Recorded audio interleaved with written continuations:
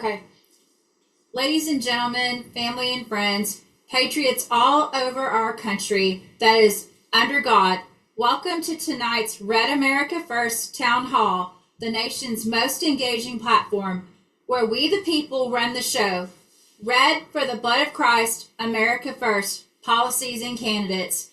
I am your host tonight, Leslie Mahan, the Oklahoma State chapter leader for Red America First. Welcome to Town Hall by Red America First, where the spirit of our nation's founders meets the challenges of tomorrow. For 3 years, we stood as a beacon of unity and strength, draped in the symbolic red of our conviction, dedicated to America First policies and the Christian values that our nation was founded on. Here, we gather not just to discuss, but to act, empowering our community through education, engagement, and the relentless pursuit of truth. With our boots on the ground, tackling corruption head on, and our weekly town hall, igniting the conversations that matter, we're at the forefront of a movement to ensure a free, prosperous, and vibrant future for all Americans. Join us as we blend heritage with vision, shaping a stronger, more unified America. Tonight, we're joined by Mark Mix, president of the National Right to Work Legal Defense Foundation and the National Right to Work Committee, a leading advocate for worker freedom. Mark has driven landmark victories like Janus versus American Federation of State, county and municipal county employees, protecting employees from forced unionization, frequently featured on Fox News and in the Wall Street Journal. He's here to share the latest on the fight for your rights. But first, we have exciting announcements to make. Do not forget our newly started podcast, Pastor's Point, every Monday at 8 p.m. Eastern Standard Time. Join us this Monday on Pastor's Point. We will be having Pastor Todd Coconato, a dynamic pastor and evangelist and host of the Todd Coconato Show. The Remnant, as senior pastor of Leaves of Healing Church in Nashville and founder of Remnant News. He's a bold voice for truth, advocating for spiritual awakening and religious liberty across the nation. Also, we're excited to host David Rosler, a 40-year East Coast film veteran and mastermind behind God's Armored. Help promote his stunning World War II film. Visit godsarmored.com to like, share, and comment using code RAF. Do not miss David's story on Monday, April 28th at 8 p.m. Eastern Standard Time. Pastor's Point goal is to teach and encourage others about the truth of Jesus Christ. Our goal is to share the gospel of Jesus and grow in the knowledge of the Word of God and encourage all to adhere to biblical principles. April 24th, we welcome Brianne Dressen, author of Worth a Shot, and we will hear her COVID-19 injury story. May 1st, we welcome Leslie Bach and returning guest Green Barrett, Jeremy Brown, as we received updates to their January 6th story.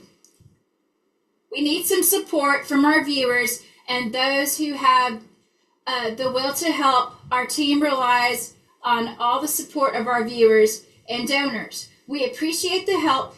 Even $20 could help us on our national mission.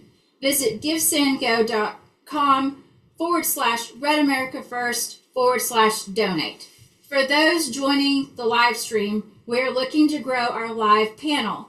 Panel members engage directly with guest speakers like Mark Mix and participate in the famous state-to-state intel round. Sign up at redamericafirst.com, add your state, and that you want to be a panel member. Everyone, let's start with prayer. Dr. Pastor Aaron Gray, the host of Pastor's Point, will lead us into prayer tonight. If all Red America First family members can bow their heads, thank you, Pastor Aaron.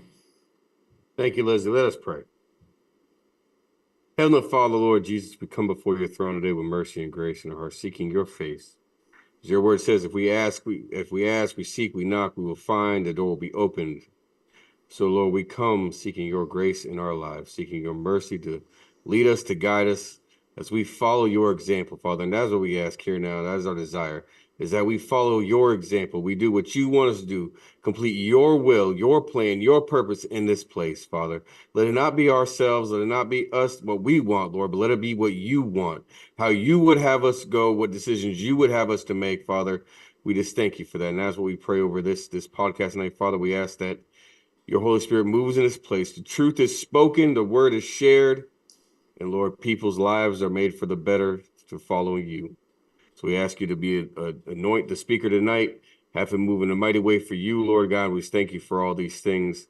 Thank you, Father, for RAF and the very fact, Lord, that we do stand on your blood that was shed the day that we're getting ready to celebrate Easter this Sunday, Resurrection Sunday. We thank you, Lord, that though you did die, Jesus, we know that the grave stands empty because by your power you resurrected. And we just thank you for that. In the holy and precious name, we all say, Amen. Doug Hayes out of Texas and working on a prepper podcast for Red America First will do the Pledge of Allegiance. Place your hand over your heart. Repeat after me, or don't. I pledge allegiance to the flag of the United States of America and to the republic for which it stands, one nation, under God, indivisible, with liberty and justice for all. Amen.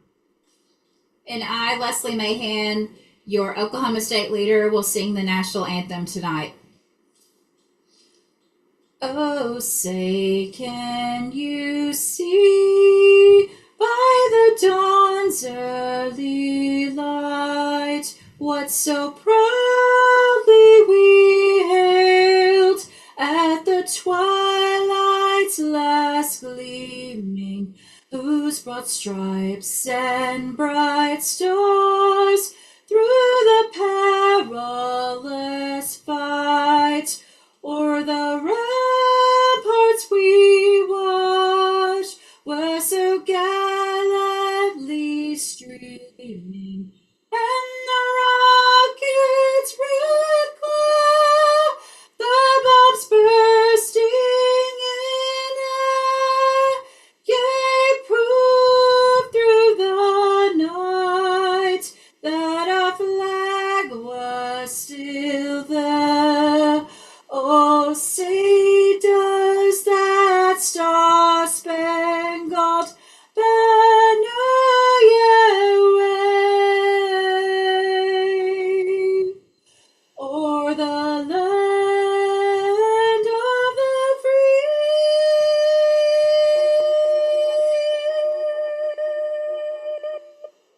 and the home of the brave.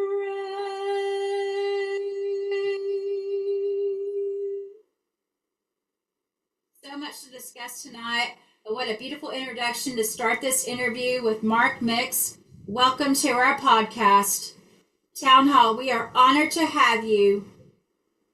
Well, Leslie, I'm glad to be here. That's a great way to start the show with a prayer and a pledge and your beautiful voice singing the Star Spangled Banner over this wonderful sovereign country we've been blessed with. And it is really a joy to be with you this evening to talk a little bit about individual freedom and liberty and those topics that somehow get ignored, excuse me, when we talk about the American workplace.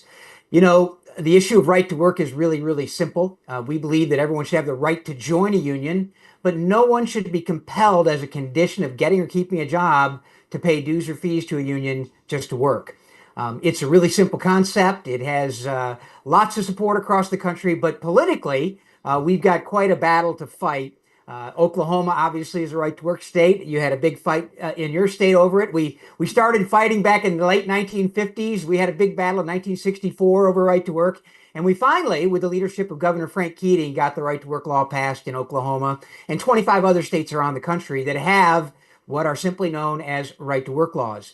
Just to give you some context about how this all works, it's really quite simple. Back in the 1930s, under the Franklin Roosevelt administration, Franklin Roosevelt thought it was a great idea to expand federal government power over the states. Obviously, as Rahm Emanuel, the mayor of Chicago, said, you never let a good crisis go to waste. And the economic crisis of the 1930s, the early 1930s, 1929, was an opportunity for government to step in, expand their power dramatically in lots of areas of what was once, states' rights and the ability of states to be laboratories in policy. And so in 1933, Franklin Roosevelt introduces a bill called the National Industrial Recovery Act. It passes the House, it passes the Senate. Roosevelt signs it, but unfortunately for him, the bill went to the United States Supreme Court. Well, the signed legislation went to the United States Supreme Court. Initially enough, they struck it down as unconstitutional. Shortly thereafter, about 2 weeks later, Franklin Roosevelt works with his allies in the House and the Senate, which he had a lot of, and he basically reintroduced the bill, almost the same bill, called the Wagner Act in 1935. And over the course of the passage of that bill, the bill got back to the U.S. Supreme Court. In 1937, the so-called switch in time saved 9 of the justices, and the Supreme Court upheld the constitutionality of the Wagner Act, imposing forced unionism and federal labor policy on the entire nation. The rumor is that Franklin Roosevelt had a meeting with the Supreme Court justices. When it struck it down the first time, they called the 4 horsemen and the 3 musketeers. And I'm a government school graduate, so I know that 4 plus 3 equals 7. That means there were 2 in the middle that were the swing votes to decide whether or not this federal impingement on states' rights was going to carry the day. In 1935, they said no, it didn't. 1937, they said yes, it did, when Franklin Roosevelt got the 2 swing justices to swing to the other side. And now we have this federal imposition of forced unionism across the land. So from 1937, when the Supreme Court ruled, till 1946, the elections of 1946, union power and union themselves grew exponentially across the country. When you had the federal government with your thumb on the scale saying that you could force individual workers to basically accept your quote unquote representation as a condition of keeping a job, and to add insult to injury, to make you pay dues for the taking away of your associational rights. That was all fine and good with the United States Congress and the federal government. Obviously, the power of unions grew dramatically as well, as their numbers grew by, I think, power of 4. And literally at the end of World War II, there were roughly 4 million Americans on strike in America after the war. And as John L. Lewis, the president of the Mine Workers Union, was using his power to control the manufacturing base in the country and basically leveraging Roosevelt and the Congress to basically give in to the demands that he had. Well, there was a strange thing that happened in November of 1946. There was a dramatic turnover in Congress. And Senator Robert Taft from Ohio introduced a bill called the Taft-Hartley Act. Fred Hartley, representative in the House, were the 2 sponsors of a bill that basically said, we gave the unions all these powers. We ought to try to balance it. Well, they didn't really balance it. They didn't really create any kind of detriment to union power. But what they did do is they added a little small section of the Taft-Hartley Act called Section 14B that basically said if states, by affirmative vote, could outlaw the closed shop, i.e. the idea that you had to join and pay dues to a union in order to get or keep a job, a state could do that. From 1947 till today, as I mentioned, 26 states have those right-to-work laws on the books, and they literally are that simple. If you want to join a union, you can join together voluntarily with folks that want to amplify their voice in the workplace, and federal law protects your right to join together. But in the 26 right-to-work states, you can't be compelled to pay dues or fees to keep your job. And that matters. That matters a lot. We have a legal defense foundation that has 19 staff attorneys that do nothing but represent employees across the country. As Leslie mentioned in the introduction, we have litigated several cases at the U.S. Supreme Court. Probably the biggest case and the biggest victory we had was a case called Janus v. AFSCME. That was a Supreme Court decision in 2018 where we stood up on behalf of a courageous worker from Springfield, Illinois, who said, I shouldn't be forced to support this radical union that's spending my money on politics and ideas that I disagree with as a condition of my employment.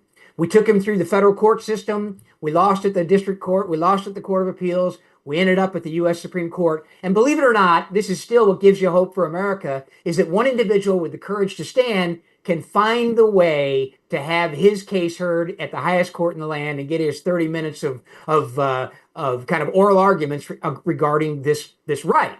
And obviously the court ruled there with a 5-4 majority. Justice Sam Alito wrote the decision that said, it was a violation of the First Amendment to compel government employees to pay for the privilege or the opportunity to work for government, that it was a violation of their freedom of speech.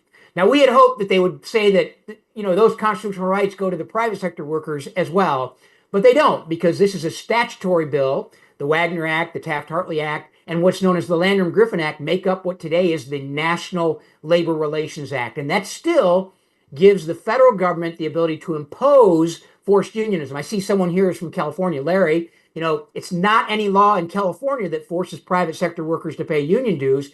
It's the imposition of the federal law on California that says workers can lose their jobs if they don't pay dues. Now, California's got all kinds of crazy laws when it comes to the public sector. And Larry, as you know, I can see you smiling there. These people say they run the legislature in Sacramento. And frankly, they do. The government unions are extremely powerful in that state. And they have all kinds of laws. But the one thing they can't do is force a school teacher, a firefighter, a police officer, a dog catcher, any employee in local, county, or state government to pay union dues or fees to keep their jobs working for government. So we've got kind of half of the country. Well, I shouldn't say half. Hopefully there'll never be half of employees who will be government sector employees, but there's a pretty good chunk of them, that's for sure. And we've got them the freedom of right to work. They can choose to join the union if they want. They can choose to pay dues. They can choose to give their entire paycheck to the union if they choose to do so, but they can't be fired if they don't.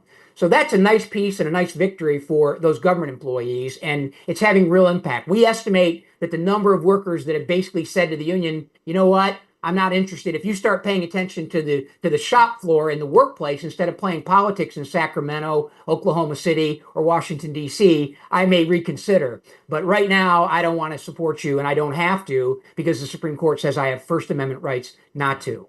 In the private sector, unfortunately, it's that federal law that still rules the day as it relates to private sector workers across the country. The interesting part about this is while union officials have this dramatic power of compulsion, it's amazing that they only have about 5.9% of the private sector workforce that are actually members of the union in America today. But unfortunately, the fact that the numbers have been decreasing since the middle of the 1950s, when basically the apex was about 36% of the private sector workforce, they have more political power and more money than they've ever had before because they have this neat business model that says you don't work unless you pay us. It's a great business model. If you can get it, Larry, if you can get it, or Leslie, if you can get that work model, I would recommend it. Well, not really. You guys believe in freedom and liberty, but otherwise, it works pretty well for organized labor, and it gives them tremendous power out of all proportion to their numbers. So our job at the National Right to Work Committee is to continue to push to have the federal government step in and say, you know what? We have made a mistake, and we believe in voluntary unionism, but we don't support compulsory unionism anymore. And one of the ways we're trying to fix that is we've introduced a National Right to Work Act. Now, those of you who are federalists and don't like the federal government, you say, Mark, what in the world are you doing trying to introduce a new law in the federal government? Well, interesting enough, this bill is a one-page bill, literally one page. It doesn't add a single word to federal law. It simply goes into that existing law from the 1930s, and it basically wipes out the compulsion that is mandated in federal law. So it turns the bias of federal law against compulsion and force and turns it toward voluntarism. So we're still protecting individual rights at the federal level from what is the National Labor Relations Act, but it won't contemplate force and compulsion anymore. Obviously, organized labor is very much opposed to this bill. Sean O'Brien, the Teamsters boss, says that this is the number one issue for his union, is maintaining their ability to force workers to pay dues in order to get or keep a job. It's not improving the workplace. It's not improving wages. It's not improving safety. It says, he said in a press conference right after Donald Trump visited the Teamsters headquarters, said the most important issue we discussed with him is right to work and his opposition for right to work. Trump didn't agree that he opposed right to work. In fact, in 2016, when he ran the first time, he said he supported the concept of right to work, and nothing's changed since that time. Obviously, in order to get it to his desk, we've got to pass it through the House and pass it through the Senate. And that's not an easy job. And it's not because we've got plenty of Republicans that are scared to death of organized labor. They're afraid of freedom and liberty. They're afraid to stand up and be counted, even though in a poll we did with Scott Rasmussen, who's a very reliable pollster, a national poll we did back in May of last year, 80% of all Americans believe it's wrong to force workers to pay union dues or fees in order to get or keep their job. But being right is not enough. And you all know that because you're in the business of activation, you're in the business of mobilization, and you're in the business of grassroots, attracting, identifying, and mobilizing grassroots, and it makes a difference. That's what we have to do at the National Right to Work Committee. We have, over 2.8 million members who've self-identified as right to work supporters across the nation. That gives us anywhere from 5,000 to 7,000 members in every congressional district. And the fact is, we rarely talk to the politicians about it. We'll ask them, we'll send them letters about it. But the only way to get them to do what you want them to do is to mobilize in their district and prove that their next election may be in danger if they don't stand up or change their position on forced unionism. We've had great luck doing that. We passed 5 new right to work laws since 2012 across the country. We've won 4 major Supreme Court cases since 2010 on behalf of individual workers who have the courage to stand up and fight. And it really is, it's a great job. It's something that I love to do. I grew up in a union household. My stepdad was a 32-year member of the Machinist Union. He was a welder at a manufacturing facility in Western New York. My mom was a member of the union, washing dishes in the school cafeteria. My brother actually was a 4th grade teacher. He had to pay union dues to the American Federation of Teachers. That's Randy Weingarten. We all know her by now. And when we passed the Janus decision, he immediately withdrew his membership from the American Federation of Teachers. So the right to work battle continues. We encourage you to be involved in it and get involved in it. But I'd love to answer any questions about labor policy. That would be, if I talk about labor policy, I'm talking as the president of the National Right to Work Committee and Foundation. If you want to talk to me about other issues, I'll give you my opinion, which I think it's okay, but it's not great. But want to talk about labor policy, glad to do it tonight. Okay, thank you, Mark. So my first question to you, in connection to what you just talked about, your foundation's landmark victory in Janus versus American Federation of State, County, and Municipal County Employees established that public sector workers cannot be forced to pay union fees, protecting their First Amendment rights. You're currently litigating cases seeking over $130 million in refunds for workers whose dues were seized pre-Janus. Can you share the latest progress in these cases and explain how they're shaping the landscape for public employees' rights today? Yeah, Leslie, I mean, thank you for that, and thank you for following it. We have a line of cases. When the Janus decision was decided by the Supreme Court, it was basically 2 parts to the decision. The first part was the First Amendment protections that government employees had across the entire country. The second stroke was that in order to continue to take money from a government employee anywhere in the country, the union and the state or the government entity had to have an affirmative authorization from the worker in order to continue any union dues or fees collections. Everybody in California, they basically ignored it. They passed what's called a window period, saying you had to thread the needle within 10 days of your anniversary of signing the card in order to get out. New Jersey did it, New York did it, Illinois did it. And frankly, we brought a whole series of cases. We worked with a lot of other organizations, the Buckeye Institute from Ohio, the Mackinac Center from Michigan, the Freedom Foundation from Oregon, Washington State, and California in the Ninth Circuit. There were a lot of litigating entities that were using the Janus decision to help government employees find a way out. And there was a series of questions and cases that we brought to the U.S. Supreme Court or brought to the federal courts. The first one was, okay, where's the authorization? We had a case in Alaska where the governor of Alaska and the attorney general of Alaska realized the importance of the second stroke of the Janus decision, which was the authorization. And they said, we are not going to collect any more dues until the union proves that the people were taking money out of their payroll as a payroll deduction had authorized us to do so. Obviously, the unions quickly filed a lawsuit against Alaska. We got involved on behalf of employees up there. That case went through the Ninth Circuit. And Larry, you can explain what happens in the Ninth Circuit to any cases that involve liberty or freedom. And Hawaii too. Hawaii's in the same circuit. I don't know who else we got here. Florida's in a good circuit, so I appreciate that, Tom. We got a good Doug, of course, the Fifth Circuit in Texas. They're doing the right thing down there. We appreciate that. But so we filed this case, and one of the things that you learn about the Supreme Court is that when you have a precedent-setting case like Janus, which basically overturned, well, according to Sotomayor and the other ones on the case, Kagan on the case, they thought this was a dramatic twist and the government should never do it. But one of the things we know is that the court kind of waits to see what the impact is of these cases as they mature across the country. And so there's a couple of cases, one in the Eighth Circuit, a case we, interestingly enough, litigated in the federal court called Knight, that basically says, the unions have these types of power and that governs right now. We haven't got a split in the circuits yet. We've got some dissenting opinions from federal court judges that we're trying to work on, and we've been trying to move cases to the U.S. Supreme Court. But up until now, the court's been rejecting our petitions for certiorari to have that next case saying, hey, when you said they can't take the money, you should mean it and you should enforce it and force the states to do the same thing. The speed and the number of those cases has diminished since the case was heard and decided in 2018, but there's still a little bit of life in that. And what we try to do now, kind of the enforcement of the Janus decision, is to take calls from teachers and government employees across the country and explain to them how to get out, how to exercise their rights. And we give them the resources to do that on our foundation's webpage, which is www.nrtw.org. You can go there and you can get the letter that you need to sign, and you can get the procedure for how you basically stop this dues deduction from your paycheck. And we're willing to do it one person at a time. We're willing to do it 10 people at a time or 100 people at a time. But each one that we get, then we can protect their rights by using the Janus decision and the precedent set there, is a victory for freedom and liberty, and basically holding union officials accountable in the government sector by having workers be able to vote with their pocketbook. So there's ongoing litigation, Leslie. We're still working it. We're patient. I mean, the Janus decision basically overturned a case that we won kind of a half a loaf back in 1976 called Abood. We litigated that case, and the court didn't go all the way. I liken it to an example of like going to the delicatessen, where you go and you tell the deli manager, say, hey, I'd like a quarter pound of roast beef. And they reach in there and they grab that roast beef and they slice it off and slice it off. We had 5 cases that were relevant to government employees relating to compulsory forced unionism.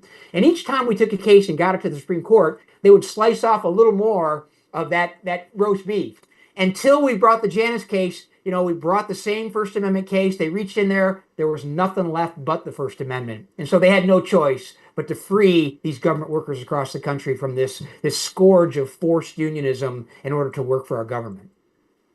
So the next question I have is, your organization has been vocal about protecting workers from coercive union practices, such as those seen in recent cases involving Rutgers University strikes and Teamsters tactics at First Student. What are some of the most pressing union coercion issues workers are facing in 2025, and how is the foundation addressing them through legal strategies? Yeah, thank you, Leslie. There is a lot going on right now. And we'll start with kind of the freedom of conscience issues that we're dealing with. And this goes back to October 7th, the Hamas attack on Israel. And, whatever your position is on that, one of the things we did know, and that happened immediately after all of that in October of last year, was several campuses exploded with protests and kind of anti-Semitism against graduate students. Interestingly enough, when you think of, for example, the United Auto Workers Union, when I mentioned the UAW, you think, well, these are assemblers and people that work in the automotive industry. Well, about half of them do, but the other half, I think up somewhere between 39 and 43%, are actually government graduate students at government schools across the country. They're the UAW members. And basically, the UAW has been fomenting this unrest on the college campus. And we've had a lot of students, whether they be Christians or whether they be Jewish students, that have come and said, how in the world can I be represented by a union that I don't want to be part of, that's using the money that I have to pay, for example, in the California State University system, to basically pay for this unrest and these protests that are happening on the college campuses? We've helped students, graduate students at Vanderbilt University in Tennessee, at MIT, at Harvard, at Columbia, at Dartmouth, at Penn, at University of Chicago, at Brandeis, at all through the California school system. We've been helping graduate students get out of that forced paid compulsion of supporting a union that's out there fomenting unrest against their very belief system, whether it be Christian or whether it be Jewish or whatever it is. And so that's been something that we've continued to work on to this very day. In fact, we had a case just the other day with another student coming to us, and we worked the system to get them a dispensation for this forced payment of fees. So that's one area of our work. The next area is we have a very robust decertification product line or portfolio, if you will. And these are workers that are coming to us saying, you know what, we don't like the union. We want to get rid of the union. We want to have a vote, a private vote, to basically say, should the union maintain its representation in our workplace? And that's called a decertification election. You get in with a certification election, and believe me, that's really easy to do. Getting out with a decertification is very hard to do. And we've had, over the last 4 years under the Biden administration, with a National Labor Relations Board that really has their thumb on the scale in favor of forced unionism, they've been blocking all these decertification elections where people are trying to get out. We have one line of cases for Starbucks baristas. In fact, we have a Starbucks barista in Oklahoma City we're trying to help decertify a union. We have some in Utah, New York, and California, and Texas that have said, you know what? They got organized because the SEIU, the Service Employees International Union, trained a whole bunch of union organizers from college campuses. They paid them about $50,000 to take a job with the union, and then they go out and they get a job at Starbucks. Starbucks paid them as well, but they're still agents of the union. So they're trying to organize the baristas, and once they win the election, they move on to another operation, to another Starbucks, and they start all over again with that process. We found one of the gals that testified in the United States Congress about how unjust Starbucks was. Turns out she was a union salt. She was being paid by the union to organize workers and to mobilize workers in their workplace. So we have a fairly sizable group of Starbucks employees trying to get out of the union. But the National Labor Relations Board for the last 4 years has blocked every single election, allowing these workers to have a secret ballot vote on whether the union should continue to be in their workplace. So that's another prong of the work that we're doing. The other part of the work is probably the private sector workers can still be forced to pay as a condition of keeping their job in the non-right to work states. And one of the decisions we won back in 1988 was a case called Beck versus Communication Workers of America, where we basically won at the Supreme Court that private sector workers could not be forced to pay for political and ideological causes which they opposed. They could still be forced to pay union dues and fees, but they couldn't be forced to pay for politics. And unfortunately, the court never defined what politics was. So the first case that we had I won't say it's the first case, but one of the first cases was somebody tried to exercise their Beck rights in the private sector, and the union said, well, we only spend 1 penny on politics, and you have to actually ask for it by certified return receipt mail, which costs $2.70. So the principle is what's really at stake here. It's not really a lot of money. Union dues average about $1,000 a year for workers. That is a lot of money to some folks, and money that, if you see it going to politics or other ideological causes which you oppose, really should make you mad. But it's about the principle. And we couldn't do our work unless we had individual employees that had the courage to stand up and fight. And Lord knows it's a good thing that there are still folks out there that have the courage to stand up and fight, just like all of you tonight on the call. So, as president of the National Right to Work Committee, you advocate for state-level right to work laws, which prevent forced unionization. With some states like Michigan and Wisconsin facing debates over reversing these laws, what's the current state of the right to work movement, and how are you mobilizing public support to protect or expand these laws? Yeah, unfortunately, Michigan was one of the first states to ever repeal right to work. We passed it in 2012, and it went into effect. And the last decade has been really a good decade for Michigan. Their manufacturing jobs increased again. Their private sector jobs increased, and the exiting of citizens of Michigan began to dissipate a little bit. Obviously, the Democrats took over the state legislature. Governor Whitmer won re-election in 2024. The Democrats won the House by 1 vote and the Senate by 1 vote. And you won't be surprised, the first day that they came together and organized, they introduced a bill to repeal right to work that would force Michiganders to pay dues or fees in order to keep their jobs. It passed by 1 vote in both chambers in 2023. And we basically, in 2024, Republicans took back over the House of Representatives, but they don't have the Senate because they weren't up that year. And Whitmer's not up again until 2026, where she's a lame duck and can't run again. We have a very aggressive program, and people in the state have organized because they saw that when right to work was part of the law, the unions got more accountable to rank and file workers, and investment and opportunity came to Michigan. Now that is turned on its head, and people are fighting for it again. Wisconsin, unfortunately, with the Supreme Court race that was conducted, just, I guess, a week ago or 2 weeks ago, last Tuesday, That Supreme Court is going after Act 10, which was a radical reform of the government bargaining system for government employees in the state of Wisconsin. We think that case will go to the Supreme Court. It'll be struck down. They'll go back to having union power over government employees. They won't be able to force them to pay dues because of Janus, but they'll still have power over the terms and conditions of government employment. The right to work law will probably be the next one up. The legislature is still pretty strong there, and the support for right to work is pretty strong. We've got another fight there, Leslie, that we're going to have to deal with. Those are the two states, one on offense, one on defense. We also have a program going in New Hampshire where we had a right to work law that was defeated in the House at the beginning of this year. We'll try to run that bill again. We had a bill in Montana where the Republicans up there thwarted any movement on that bill. There's 9 senators allegedly that have teamed up with the Democrats that have taken control of that legislature. Governor Gianforte, who has indicated he supported right to work at one point in his career, basically says he doesn't want to deal with it. He doesn't want to deal with freedom and liberty in a state that probably, if it left to its own devices, right to work should be the law of the land in Montana. And if the Republicans would stand up for freedom and liberty, it would be. But we have a fight going on there as well. So there's activity all over the country. We're involved in all 50 states when it comes to monitoring legislation and taking action on legislation, whether it expands individual freedom or it expands union power. We're probably writing letters and mobilizing our members on those bills in those states across the entire country.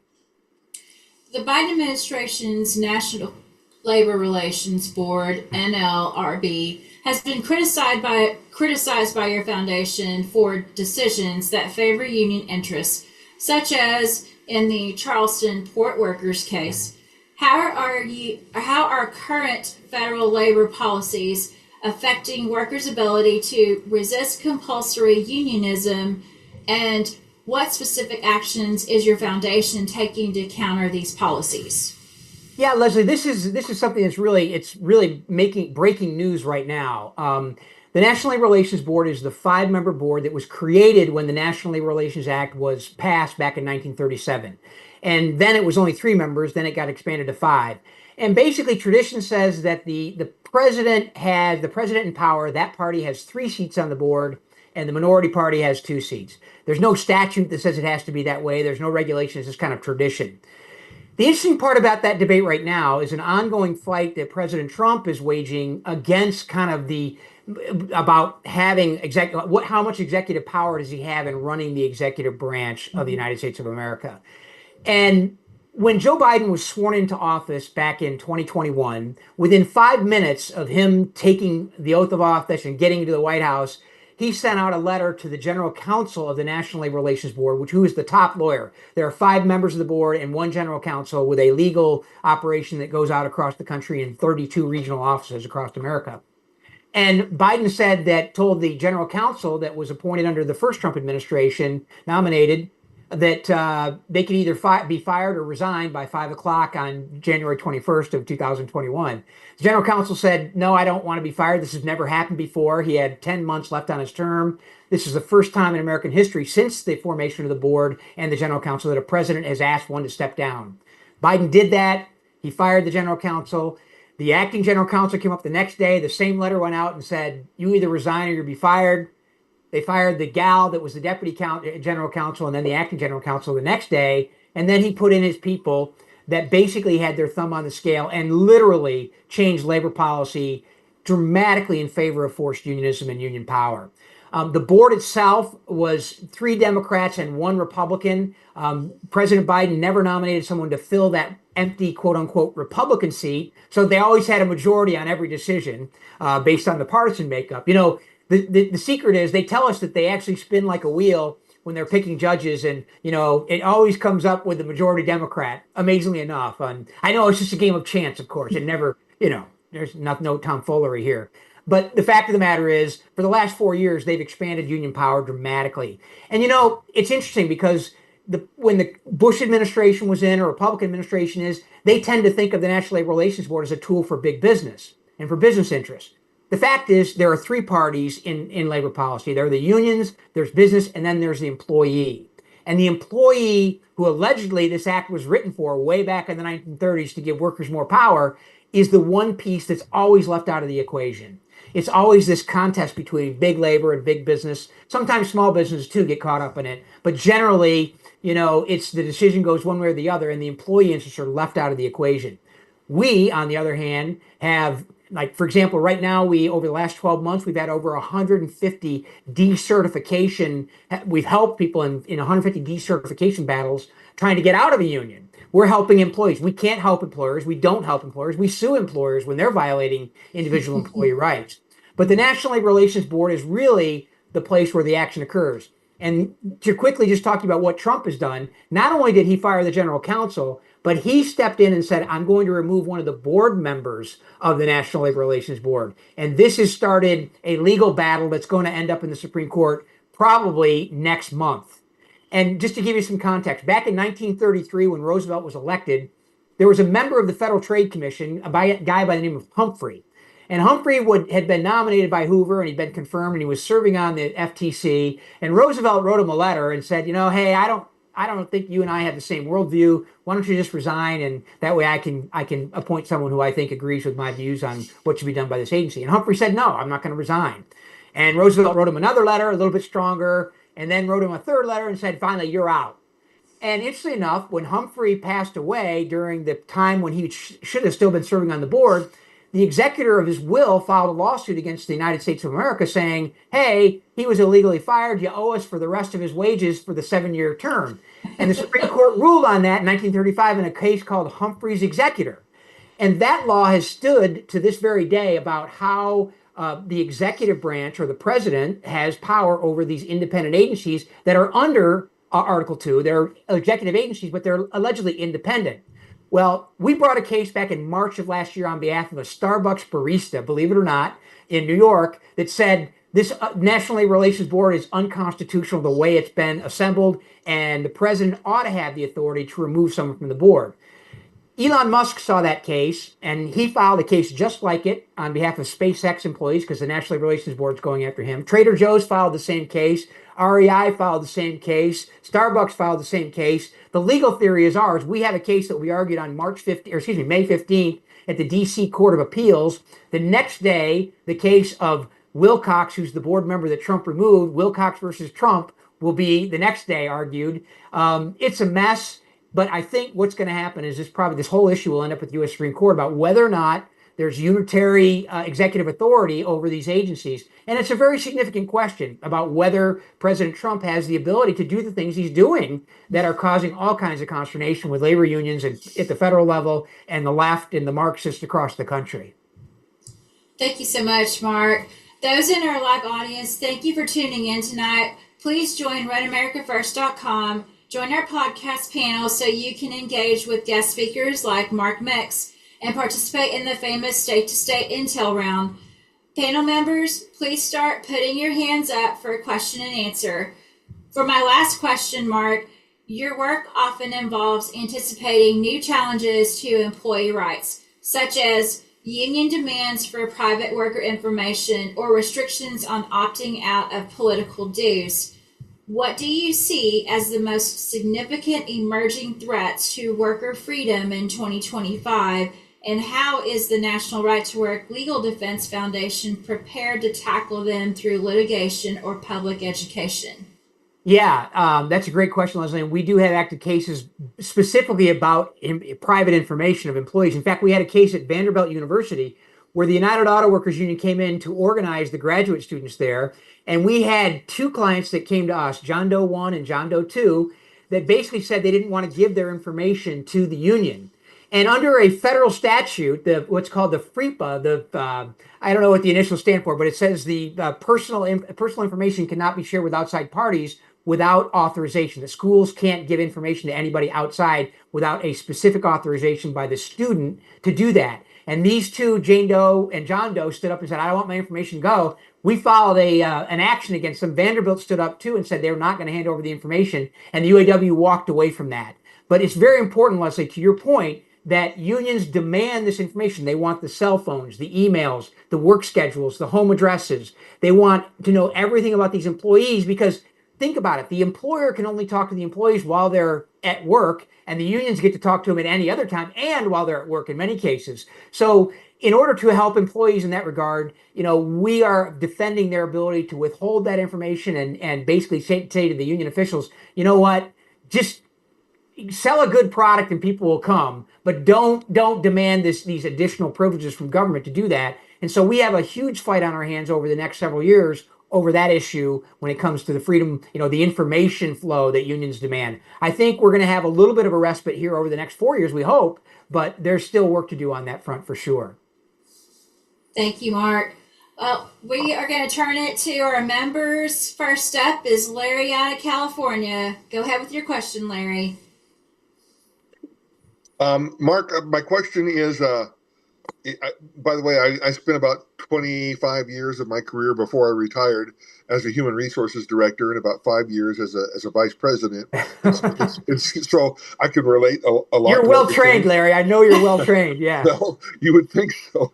But my question, and there's a reason for it, is do you feel that the NLRB has more teeth and claws now as opposed to 20 or 30 years ago?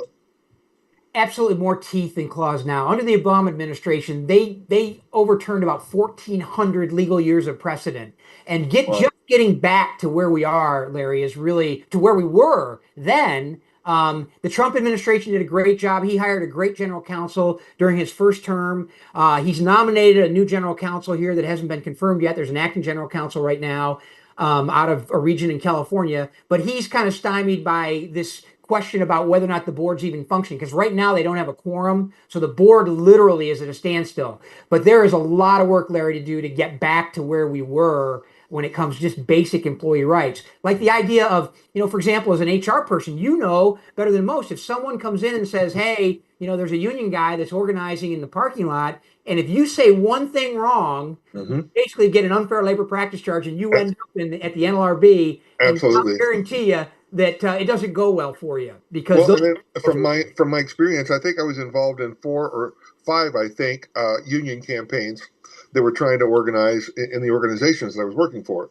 So you can imagine I played a pretty lead role along with some outside consultants in each one of those campaigns. 2 of them I personally had experience with the NLRB, and it was pretty naive of me. I hadn't been in front of the NLRB before, but there's nothing objective about the players that are on that board, and I believe they are all ex-union members. Yeah, Larry, a lot of them are. The regional directors, the ones that are holding the hearings, and the ALJs, the administrative law judges that are deciding these cases, the unions understand the power of those positions, and they have a lot of people that just move through that cycle and that system for sure. Well, and yourself that when you, as an organization, when you win the election, and we did, each one of those we were involved in, I think each one but one, they're desperate. So they're going to file a ton of unfair labor practice, ULPs, and they're usually just BS, most of them. But I was pretty skilled at what I did. I know how to be a reliable witness. And number one, state the facts. Yeah. Don't embellish, state the facts. Didn't matter. They made a decision. We won the election. They couldn't turn it over. We wound up getting charged for, I think, 4 ULPs. But unfair labor practices, yourself, it's not uncommon to see 15, 20, 25 of them. I think we had 5. I think we were fined for 2 or 3 of them. And when we asked them, what were your findings based on? Since everything that I produced was facts and I supported it with documents. And they told our attorney that me, the HR director, didn't seem to be a reliable or believable witness. Really? Yeah. So if they've gotten way more power now than they did then how does anybody ever really fare well in front of the NLRB? Well, it's hard. It really is hard, Larry. And for an employee to stand up when the employer is not necessarily in the business of fighting. For example, decertifications. The standard operating procedure in a decertification, when the workers get together, and Larry, if you say the word decertification and an employee hears you, you've committed an unfair labor practice charge. That has to be completely independent of any employer influence. And so these are employees that have to navigate this National Labor Relations Board pathway to get to decertification. And when they do, the first thing as standard operating procedure is the union will file an unfair labor practice charge and stop the election. They want to block the election. That's kind of the secret when it comes to decertification. Or when the employer is fighting against unionization or union certification, anytime the employer does anything, whether they say, well, the supervisor said something wrong, or you surveilled somebody, or you interrogated somebody, the TIPS strategy, right? Yeah, all that stuff. But it's easy for them to file ULPs. Interestingly enough, under the Trump first term, we won a decision that was based on some things that we supported and we recommended to the board called the Election Protection Act that basically said, if you're going to have a decertification election, if there's ULPs, let's have the votes counted, at least count the vote or cast the ballots, and then impound them until the unfair labor practice charge is adjudicated. Now they say, you know what? We're not even going to let them vote under the Biden administration. We will not let you vote, and until the ULPs are all decided. And they could last. These things could last a year, 2, 3, and then you're outside the window for decertification. You have to start all over again with a 3-year period to 90 days before the contract expires, 30 days, 90 to 60 days, thread the window. It's virtually impossible. Now, that's why we're helping. Our 19 staff attorneys have a robust practice at the National Labor Relations Board helping employers. Yeah. The difficulty is the employers. I feel bad for employers and HR people because it just is a minefield when it comes to the power that unions have over the process for certification or just, moving in and trying to get the employer to agree to a card check. That's the standard procedure now, Larry. There was a case in California called CEMEX in the Ninth Circuit that basically says if the union comes and says they have a majority of your employees, it's now up to the employer to go to actually request an election. It's called an RM election. You have to do that. If you don't do it within 2 weeks, the union's automatically recognized. If you actually have an RM election and the union files an unfair labor practice charge and finds out that you committed one, they will say, the heck with the election. These cards represent a majority. You now have a union. That's literally what they're doing now at the NLRB. Thank you, Larry. We're going to turn it to Susan in Hawaii. Go ahead with your question, Susan. Aloha, Mark. It's nice to hear about all the good work you're doing out there. Thank you for sharing with us. I have a question here pertaining to Hawaii, especially because of the huge, concentration of hotel workers here, hotel and hospitality workers. I know the union comes on very, very strong here, and we've been under a Democratic stronghold, just for ages. So what is your experience with that? Susan, we actually have lots of litigation on the Big Island. We have a lot of people that call us in the hospitality industry. We've won lots of cases. The problem is we haven't been able to scale it because here's what happens. For example, we'll have an employee of a hotel come out and say, hey, I don't want to continue supporting the union, and they'll want to exercise their rights under the Beck decision that I mentioned, the 1988 Supreme Court case. And what will generally happen is if the union decides that it's just a one-off, if it's one person, they'll agree and they'll walk away. Until we can get an entire unit, a big number of employees, then we can litigate real cases that we hopefully can win. Although the Ninth Circuit is a pretty desperate place when you're talking about individual freedom and liberty. But we do have a lot of cases in Hawaii. In fact, I think it's been a little bit since we've had one, but we had one employee that continually, year after year, had to object. And the union, because they knew they were litigating against the Right to Work Legal Defense Foundation, that's argued 18 cases in front of the Supreme Court and basically doesn't settle cases until we get a victory that basically says, that sets a precedent for every worker, we continue to fight. And so, Hawaii is the most unionized state in the nation. I mean, and it's interesting because unions know they can control the place because, it's not like you can drive a tractor trailer there and deliver goods, right? But Susan, we do offer support for folks in Hawaii. We've had lots of litigation out there. We've won on behalf of individual employees out there, their ability to exercise their limited rights in the private sector, and we'll continue to help. I mean, unfortunately, I'm not a lawyer, so I'm not the one that gets to go out there. We have lawyers that are pining to get to Hawaii to represent employees. So if you know somebody, let us know. Thank you. You're welcome. Thank you.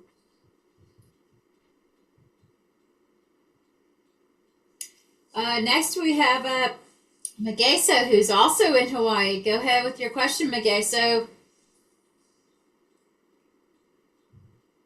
Mageso, can you hear us? Unmute. Okay, thank you. You're Hi, Mark. welcome.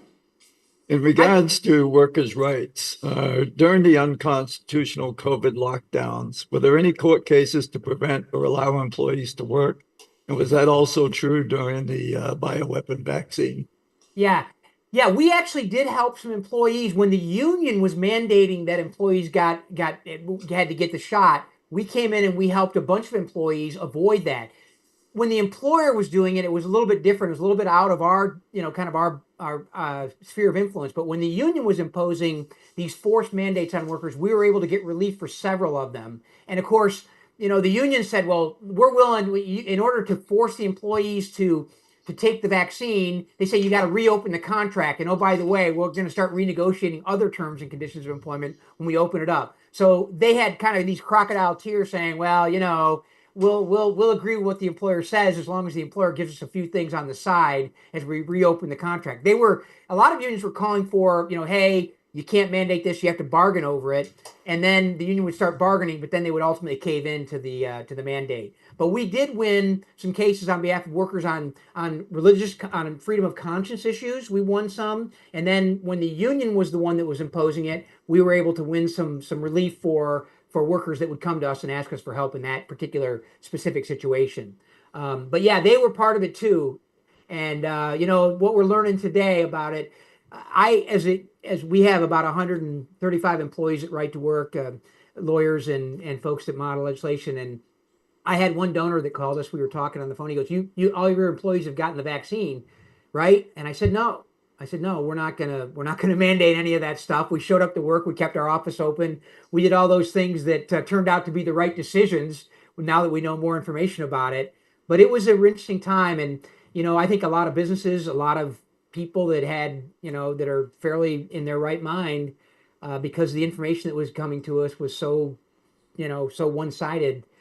We did a lot of things we shouldn't have, but I'm glad for our employees' sake and for the ones that we helped in those situations that I explained, that we got them out of that and didn't have to subject them to, or they didn't have to be subjected to a forced mandated vaccine.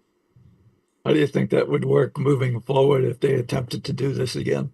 Yeah, it's interesting. We have a young guy was worked at Right to Work that got elected to the Idaho state legislature, and he was the main sponsor stopping state-sponsored mandates for business closings and for masks and for vaccines. And if we do it again, I think it will be a lot harder for them to do what they did in COVID now than it will be then. I'm kind of out of my sphere of influence, and you got my opinion. I'm talking about my opinion now. I know what our family did, what my children did. I know what our employees decided to do, and obviously anyone who wanted to get the vaccine that was an employee of ours could go do it.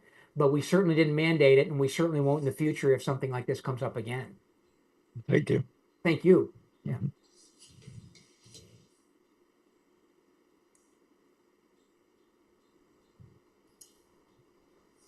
Okay. That seems to be everybody from our members tonight. My last question is, what are your thoughts of our town hall by Red America First, and will you come back in the future, Mark? I'd be glad to do that. It'd be a privilege to do that. And, our job is to help educate and inform Americans and get them active. Politicians, they're worried about people that are out there talking about issues that are important, and especially liberty and freedom are issues that should be talked about more and more. And so it's a real privilege to be with you tonight. Thank you for those that tuned in and asked questions. Leslie, thank you. It's really been a privilege and a pleasure. And I love what I do, and it helps because we win on behalf of individuals who have the courage to stand up, as I've mentioned again and again. And if you can continue to do that, there is hope for America, and you're showing it by being here and organizing and mobilizing like you do. So thank you for that. And it's a privilege, and your timing is impeccable. That we're like right at the 1 hour mark. So Leslie, well done. You're running a tight ship there. Thank you. Yeah.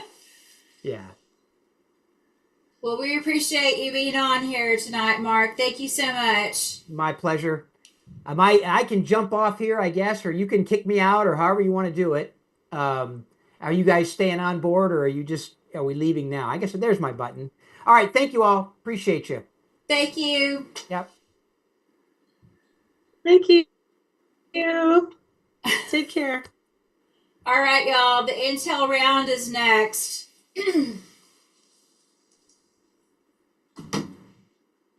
So we're going to kick it off with the shooting that happened today at Florida State University with the 20-year-old sheriff's son. What are your thoughts?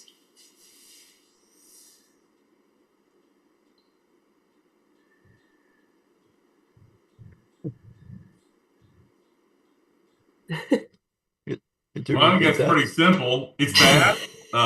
Just like the stabbing here in Texas.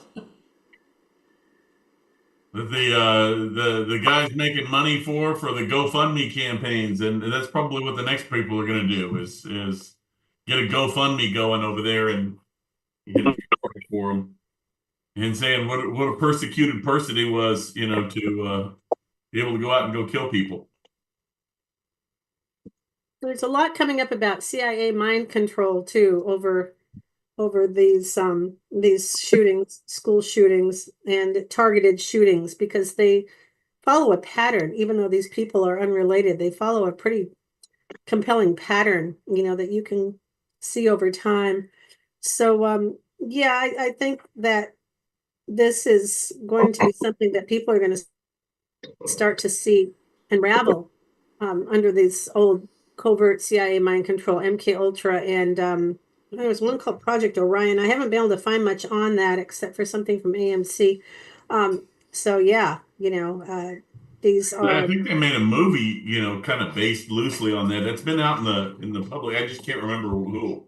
Yeah, I think there's one on one of the movies. You had Kristen Stewart in it, and the guy that played in the Facebook movie. I can't remember his name right now. He was also in the zombie movies. But they were talking about that. That has been going on for a long time.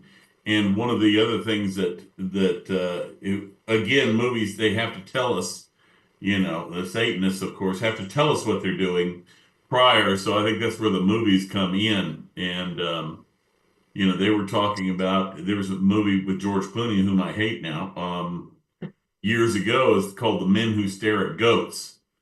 And that made me laugh because I was living out with a lot of those people in Kuwait and things like this. And I knew that a unit like that did exist.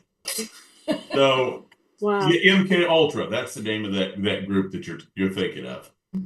Yeah. So yeah, that's I wouldn't doubt that some of this has come from that, but it's kind of hard to pinpoint it between that and the bad water and the poor schooling and poor food that we eat these days and false flag operations. There's a real mechanism there to take away the Second Amendment rights, and this is the most effective way to do it, even though they're victimizing people, is to put people in fear for gun control. And they'll probably do that until they're caught and removed from the stage, because this is like the last act of a desperate, cabal.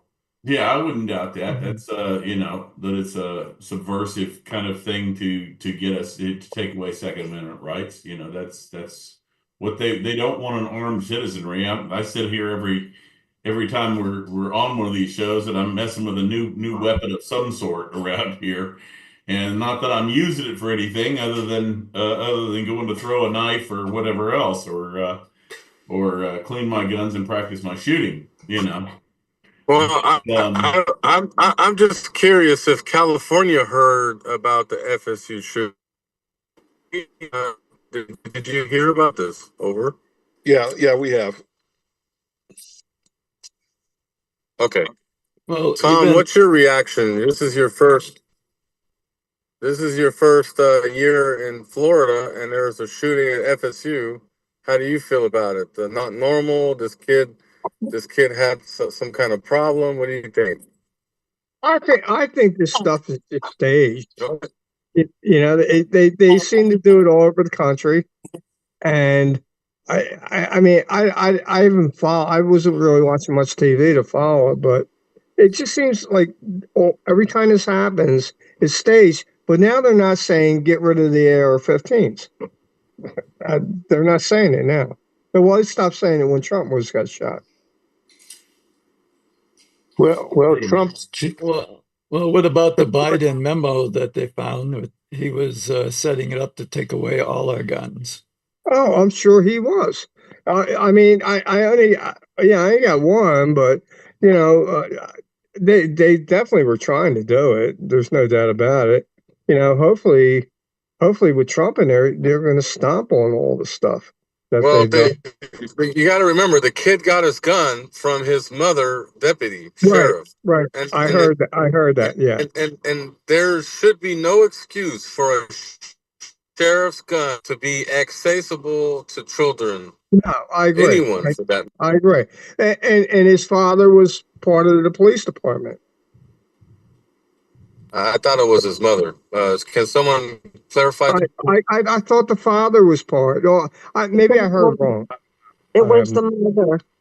The mother was The a mother was? deputy. Okay. Thank you. And he I wasn't was- sure.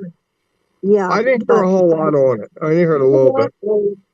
Evidently, he was also involved in some kind of organization and helping and so forth. And he had a right to have the gun. There was something that came out there.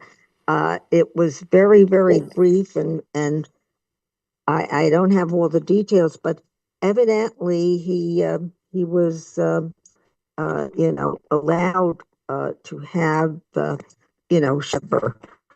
So I'm not positive about that, but if he did, I don't know.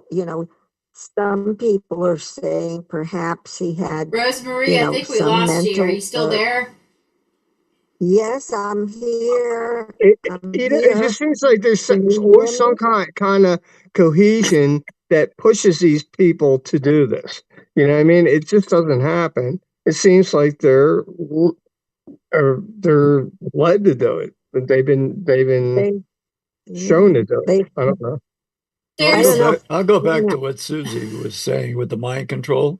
So when you have these kids or adults even that are mesmerized by their telephones and their TV, and you have the repeat mantra from the legacy media about chaos, about Hitler, about Nazis, all this propaganda they're being fed. That's an indoctrination. That's like hypnosis unto itself, especially if they're on drugs and they're already high and they're being influenced by these conversations that they're hearing. It's like the devil on your shoulder and the devil or the angel, and Not I think not that's to forget the subliminal messagery that is probably embedded in everything. correct. Yeah, and video games and everything, and then you top that off with nanotechnology, which is literally over probably 2/3 of the vaccinations out there, and that's self-assembling, so you get the right frequency, and someone at the other command and control center can program people to do pretty much anything they want. And I think that's been evidenced by some of the past behaviors of BLM and Antifa actors who've been rounded up, and you look at their mugshots, and their eyes are like absolutely frightening. So I think there's a lot of technology that you can use to manipulate people to do pretty much whatever they want. And in some cases, there's there could be subliminal messaging in some of the things they see or hear, and subliminal messaging can have an influence on behavior patterns as well. One of the things that I get concerned with, I don't know if it's all over, but certainly here in California, is when you ask if we've heard about the shooting in Florida. It took me a second. I had to pause and think, well, which one was that? And it's kind of like, I don't know if this is a good comparison, but decades ago when car alarms first came out, we'd hear an alarm and think, oh my God, whose car is that? Is that my car? And if you heard the alarm, you were at least looking and alert. And then as a few decades go by, it becomes background noise that we don't even look. And I'm not saying this about us as a collaborative group. I'm saying about society in general. Do we hear about another mass shooting and go, oh, another one? And it starts to become, I mean, it'll never be normalized, but it becomes business as usual, where all the details and all the intimacy of who was shot and what happened, they just get lost in the inertia. you know. And so, by way of the number of events that happen, it becomes kind of normalized, and I worry about that as a society. Mhm.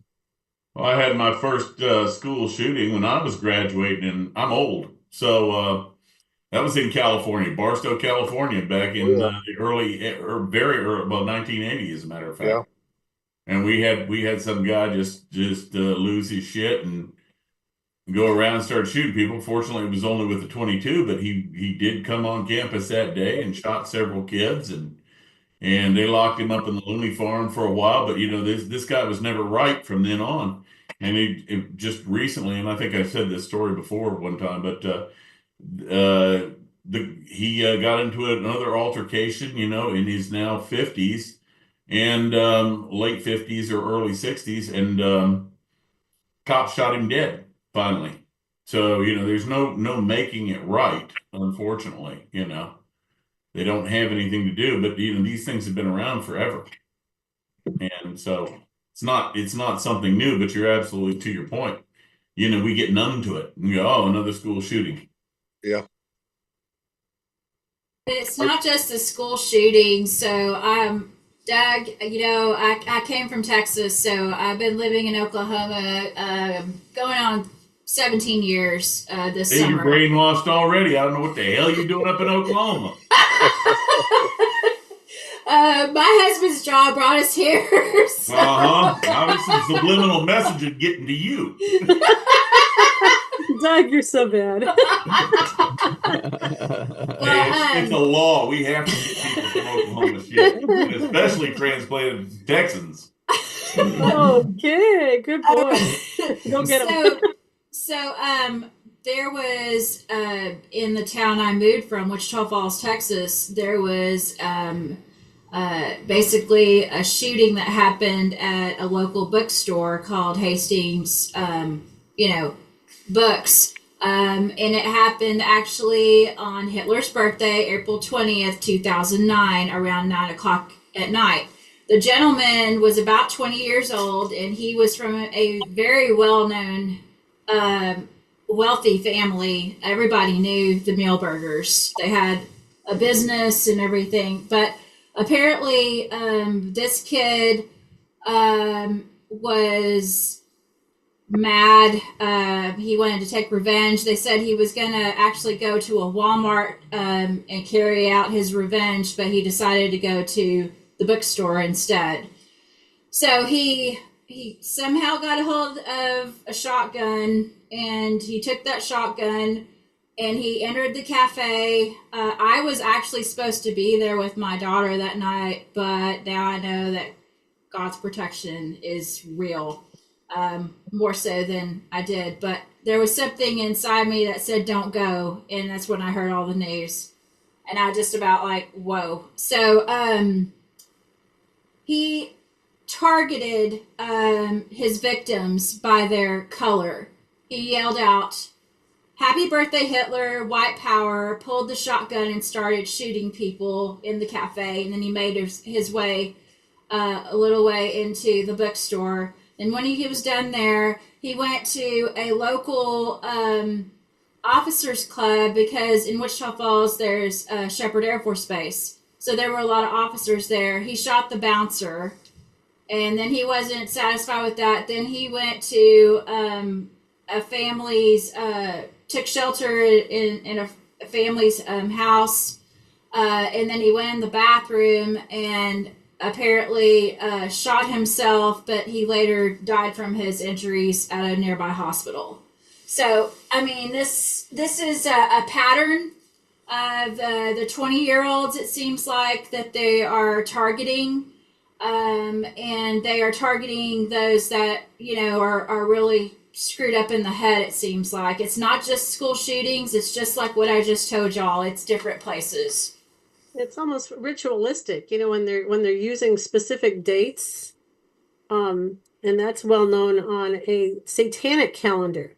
Yep. That specific dates to hold false flags and to do these what they call sacrificial acts of vengeance. And so yeah, it's another false flag, but there's a lot behind it that I think a lot of people don't even want to look at, because it's, it's so dark, it's just such a dark, disturbing thing. Isn't it interesting that Resurrection Sunday falls on the same day as Hitler's birthday? Yeah. Coincidence? I think not. There is a calendar that they use these days, ritualistic calendar, which is really horrible to believe that people even abide by these things.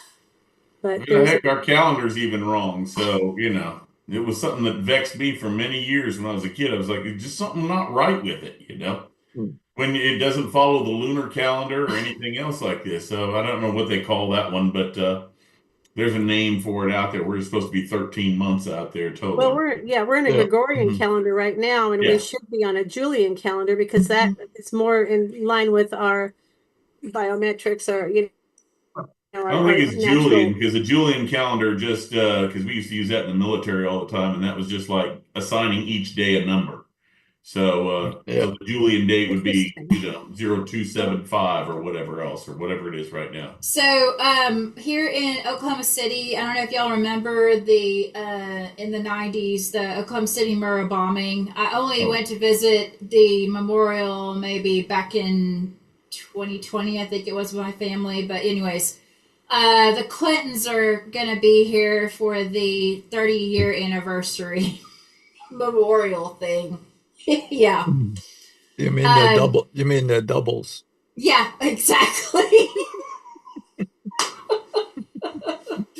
And you got close enough to pull their masks off?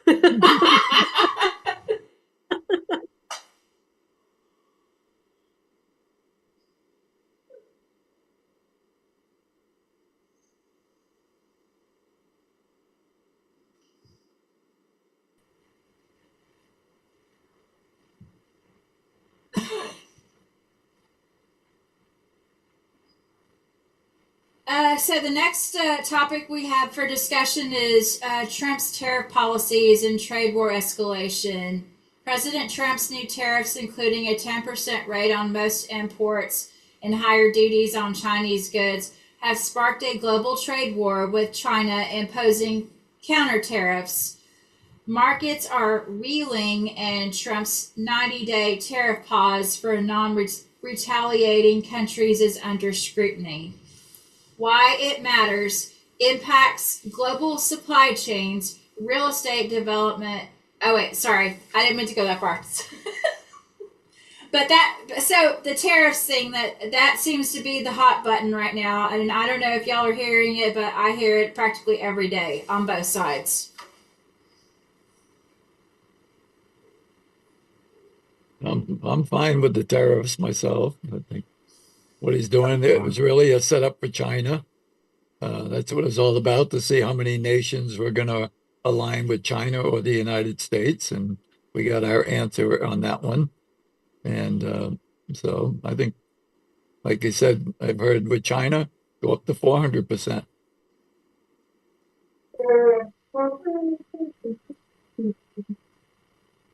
Yep, all for the tariffs. And it is a nice way to remove the tax burden off of the citizen taxpayer, who's been taxed to the teeth, over every minor thing. This is a nice relief, and it does bring established trade back into the United States. So there's just a lot of good things that come from it. Like the mainstream media, bellowing. Well, you had a good point there, Susie, because once the tariffs start bringing in the revenues that we're expecting, and Trump does away with the IRS, the taxes, more American people are going to jump on board. Absolutely. Completely agree. They just have to see it. All the mainstream media, I don't know why they're still allowed to operate. They're so horrible. They're so horrible, but I guess it's a lesson. It's a lesson in belief that says that people need to really need to research and look. I mean, there's so much information out there now, more than ever, more than even in 2020, that offers an alternative, narrative to everything that they're crying about, and how many people are willing to traverse, to that. It's really very telling. So many people just don't want to get pulled out of their comfort zones, and they're the ones that are going to be in the biggest pain because we have nothing but, glorious days ahead once we can get through this, nothing but glorious days ahead. But people are they don't want to leave the system. They're afraid of what's on the other side, just so wrapped in their comfort zone, the security that, they just can't exit that matrix. And it's really sad. It really separates the wheat from the chaff, all these exercises out there.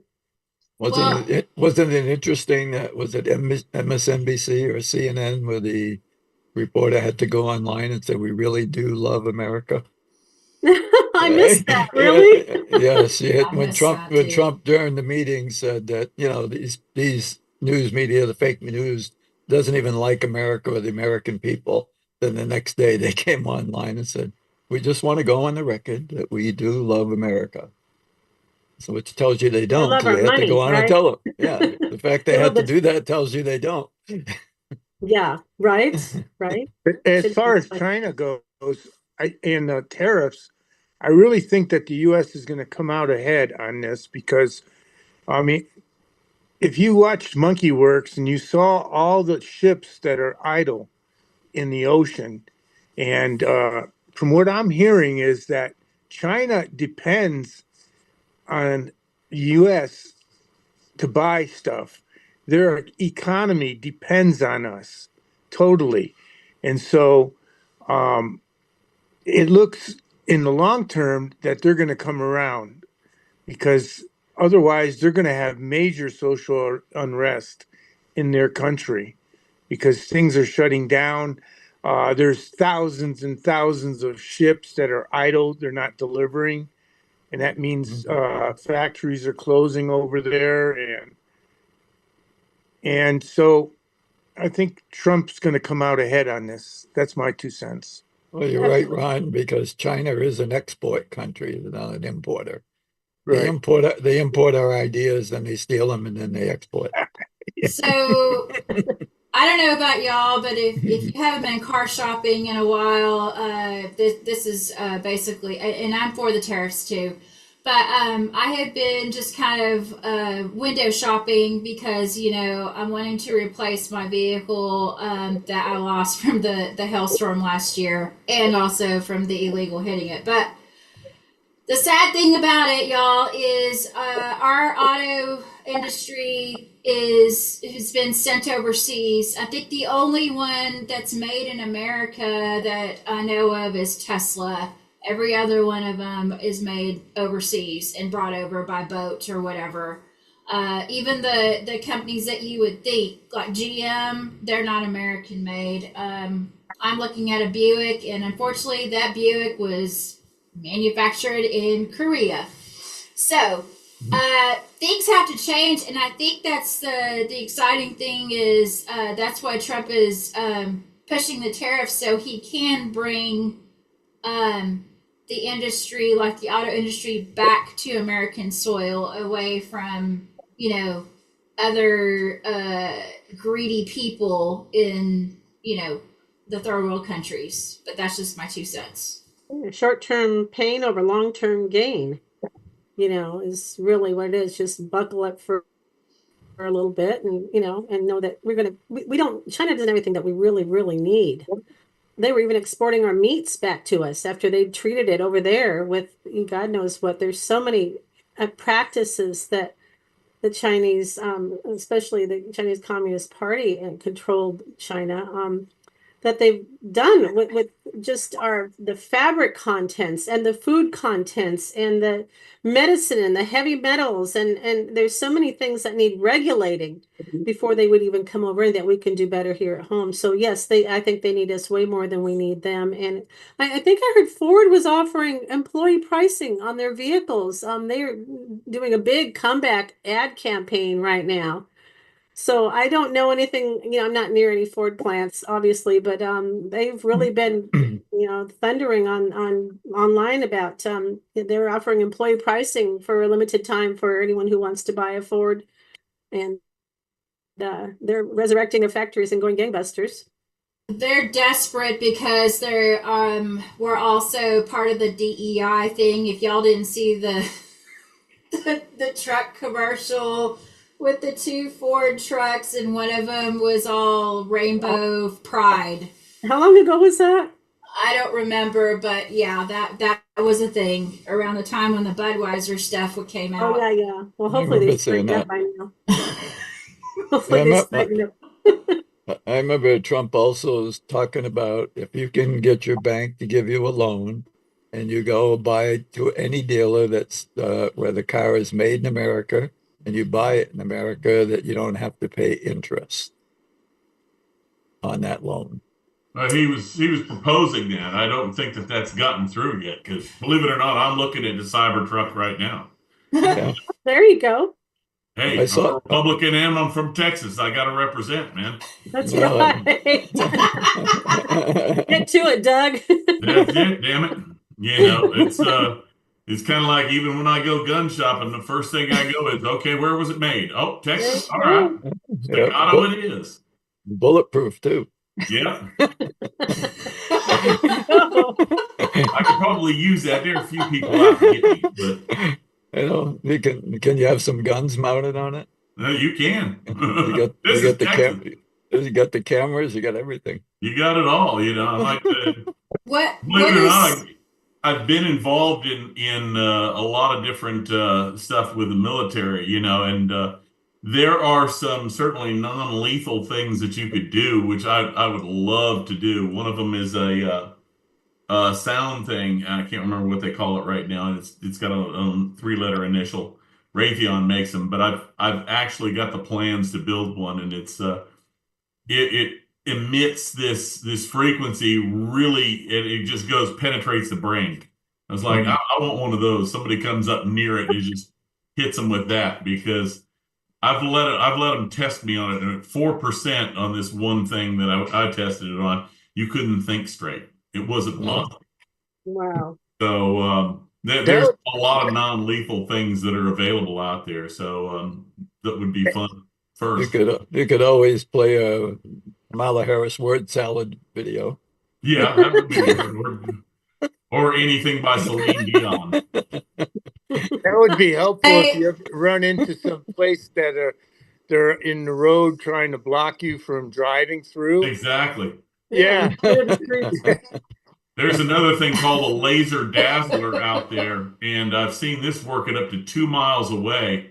Wow. And you can illuminate a car, let's say 2 miles away from you, and it'll blind everybody in that car.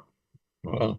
And really cool stuff. But if it gets in the wrong hands, you know, and that's what always made me wonder is why don't they have some of those things outfitted on some of these cars? So when they go to these people that are sitting down in the middle of the damn road, you know, I just go up there and hit that noise machine and let them see how long they like that, you know. Yeah. I want to see what's in your garage, Doug. Yeah. A lot of weird things, yeah. Hey Doug. Hey Yeah. Doug. I don't know if you knew this, but Cybertruck is eligible for the $7,500 federal tax credit. Yep, I do know that. And since I'm running my own business now, it's over 6,000 pounds, which means it's 100% deductible. So, Wow. yeah, that's why I encourage everybody, anybody, if you're doing anything, if you're bedazzling hats or something like Leslie seems to be doing up there, start an LLC, because you can take a lot of that stuff off your taxes. You know, take a certain amount off of your house and everything else, and then it costs you $100 a year or something like this. You'll take so much more off of everything that's going on. You know, since the cold cream business is picking up, strangely enough, you know, I'm able to buy this car and, you know, charge it completely to the company. So Good for you. but that's anything over 6. That's why you see a lot of people driving around Range Rovers, is because the Range Rover sits at over 6,000 pounds. It's a piece of junk car, but you know, anything over 6,000 pounds, as long as you say that you're driving at 50% for the business, then you can deduct 100% of the cost of that car. That's not just the interest; that's everything. But Range Rover, you got to be careful because Range Rover is not going to move any manufacturing here to America. So Well, they're going to be experiencing a high tariff. Range Rover is garbage anyway. You know, I've owned them before. I had a Land Rover Defender years ago over in Saudi Arabia, and very, I mean, well made, I guess, to a certain degree. I mean, it was tough, it was durable, but you know, the problem was is aluminum heads and things like this in the middle of the desert. You better have a robust radiator, and they didn't have one, so it would break down all the time. So when I'm buying cars now, I only buy a couple of brands. One of them is Honda, and the other one is probably Tesla, to be honest. Okay, y'all, let's move on to the next topic. How about let's talk about the debt ceiling and federal spending debates. The reinstatement of the debt ceiling has reignited partisan fights, with Republicans pushing for $2.5 trillion in spending cuts. Failure to resolve by mid-2025 could trigger an economic crisis affecting federal programs and real estate financing. Why it matters: influences mortgage rates and housing affordability, critical for Florida's real estate market. What are your thoughts?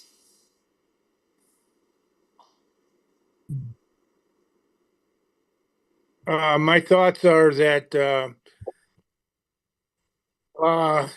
this congressman going over to El Salvador, spending taxpayer money to do that, and AOC and the other communist guys on a campaign trail spending taxpayer money increases our debt, and I think they should be made to pay back all that money. I agree. Okay.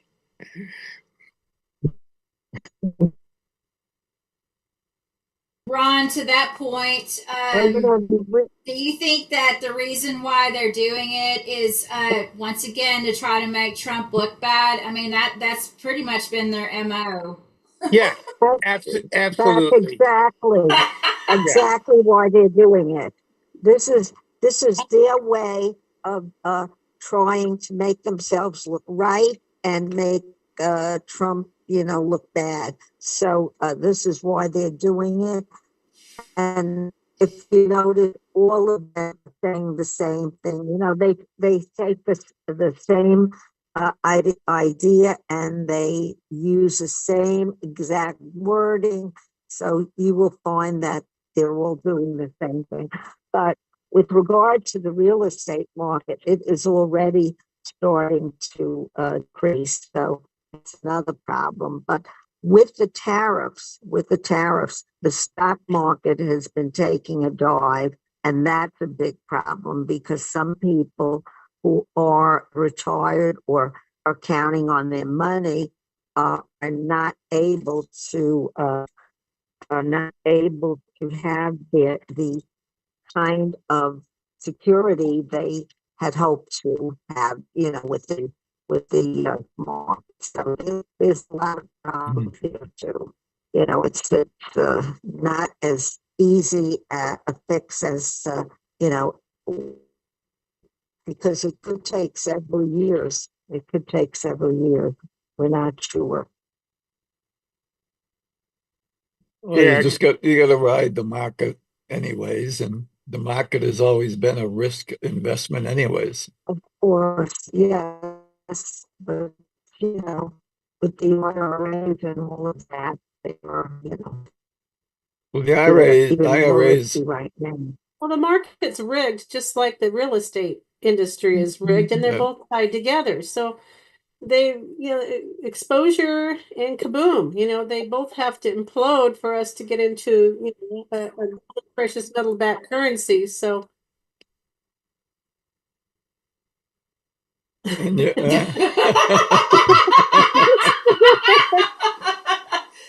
Hey, Ashley, we're hearing some chatter in the background.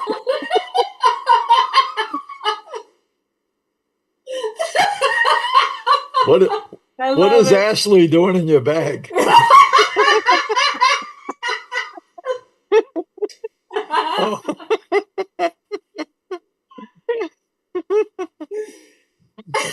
Wow.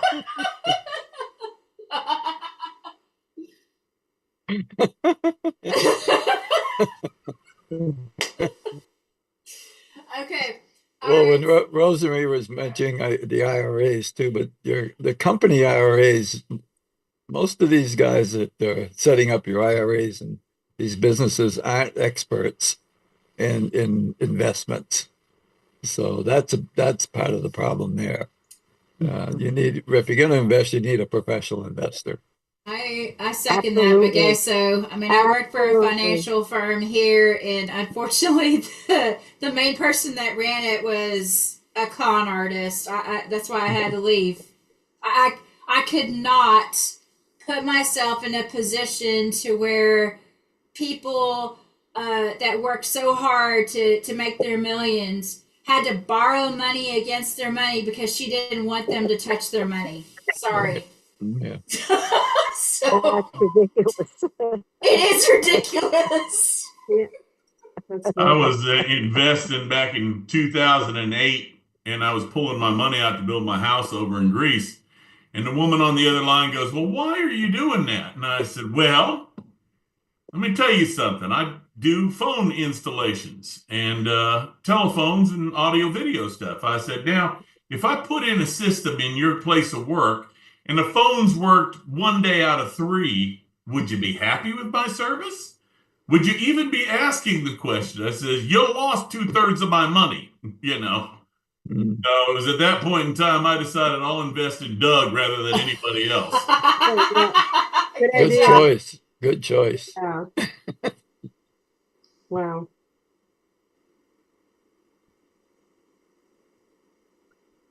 Okay, so I don't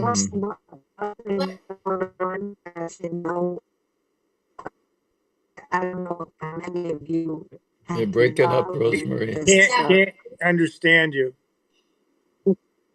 Can you hear me now? just You're a Well, break, little bit. It's kind of Hello? breaking up. You're breaking up a little. you're garbled. I wonder why. I don't know. Well, you're being monitored by the anyway, I government. was going probably, We all are. probably government go away. They How know many about of you. you They have know been about you, following? Rosemary. Yeah, they know about all of us. That's the problem. Rosemary, it's like you're talking out of a fishbowl. Yeah.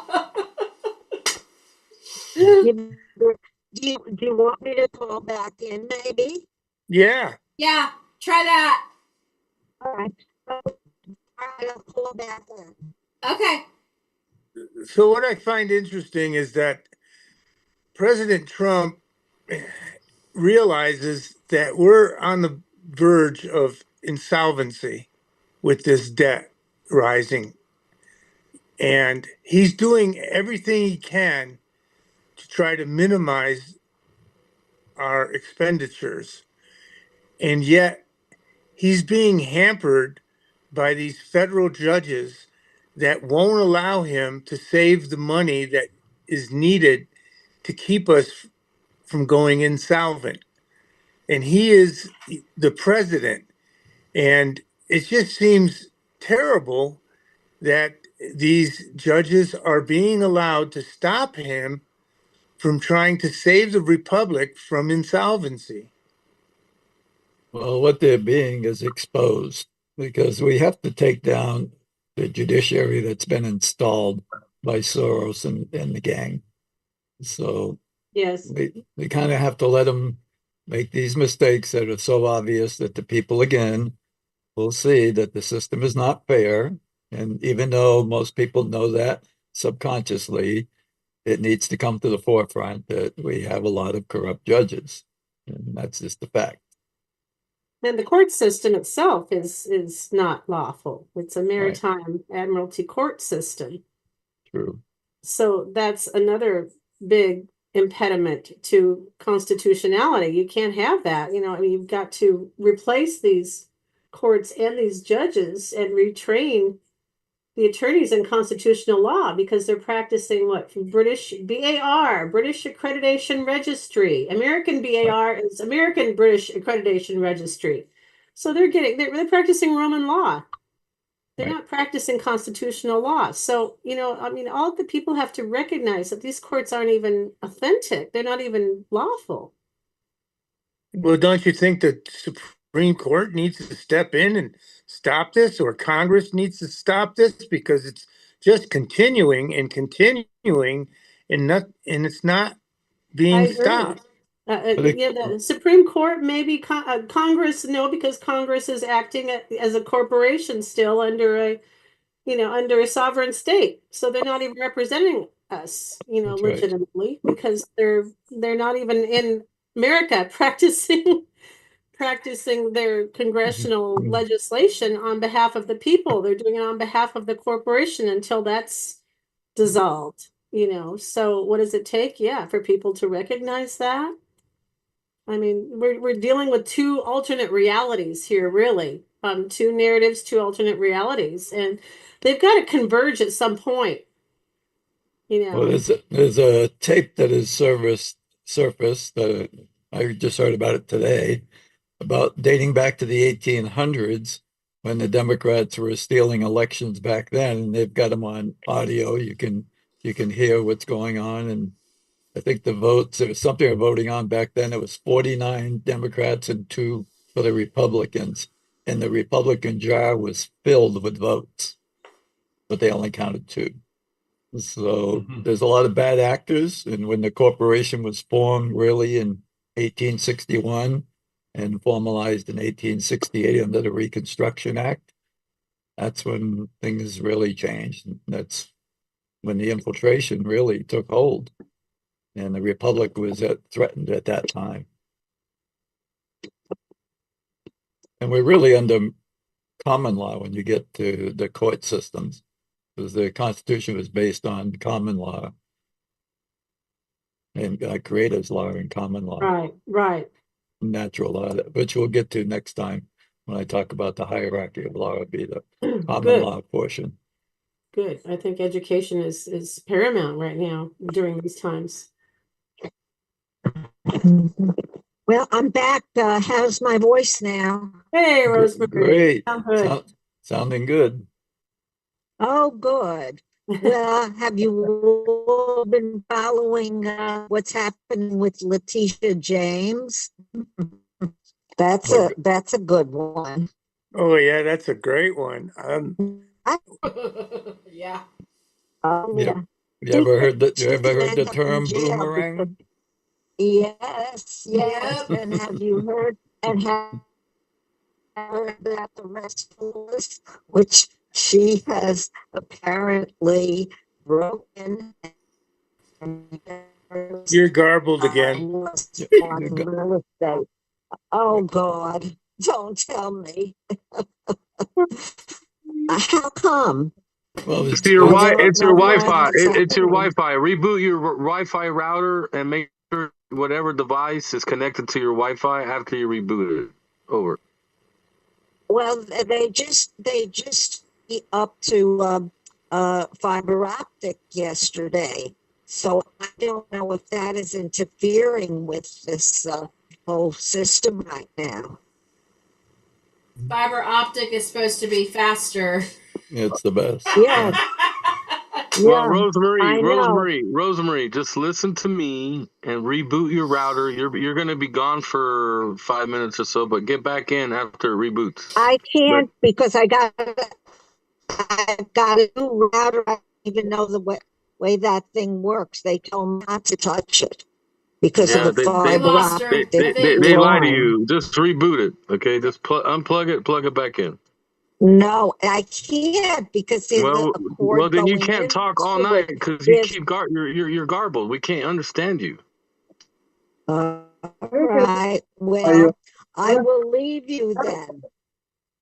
No, I will don't leave leave. you. I Don't can't. leave. There's nothing. You can receive. You just can't transmit. Well, you know, what am I going to do? It's very disturbing not to be able to contribute and Well, not to be anyways, able it's to. Letitia was married to her father. I hope she goes Yes, away. yes, Hope she and the Right? gets two. prison Yes, term, and yes. $344 million fine, lose her law license and confiscation of assets. That would be Yes, wonderful. That's she fraud on she a application. I mean, I don't know what kind of. Well, Okay, so she claimed you're the law expert here. She claimed her she primary residence was won Virginia, and she was the Attorney General in New York. So two of that's a them. problem to begin with. Oh, So, Yeah, she okay. bought two properties. So that was breaking She the law bought right two there. properties. And to be married to her father Yeah, to get she bought two loan properties. benefits is That's another fraud. problem, obviously. Yeah, so it's fraud upon fraud upon fraud. For all we know, she had a double wedding with Ilhan Mohan and her I was brother gonna say when those they two got are in a married. closet together. Wow. Yes, yes, Amazing, she amazing. Just It's a So- going to she be bought interesting two to see how this properties turns in out and whether or not she's going to Are be you gonna held listen? accountable. Well, So this Yeah. was set up, and she's going to go down. Good. Yeah, she Yep. bought two properties in Good. Virginia, Good, and good. she Karma. said that So they let's were talk about primary. inflation and cost of living concerns. It's such a long day. Inflation remains the top global and U.S. concern, with 42% of Americans citing it as a major issue, up slightly in 2025. The lingering effects of COVID-19 and tariff-induced price hikes are driving public worry. Why it matters. Affects home buyers' purchasing power and real estate demand in high cost states, like Florida. Yeah. Well, it matters because gas prices are $3.40 a gallon for regular, and that hurts everybody. Well, come to Hawaii, they're $4.97 at Oh! It won't Costco hurt and it five anymore if you something come to at the Hawaii. regular station. I'd be riding a motorcycle. You know, the canoe was pretty effective. Yeah, well, whatever works. Yeah. Yep. Pretty soon they're gonna have to widen the bike lanes. We'll all be on bicycles. I agree. Whatever she said, I agree.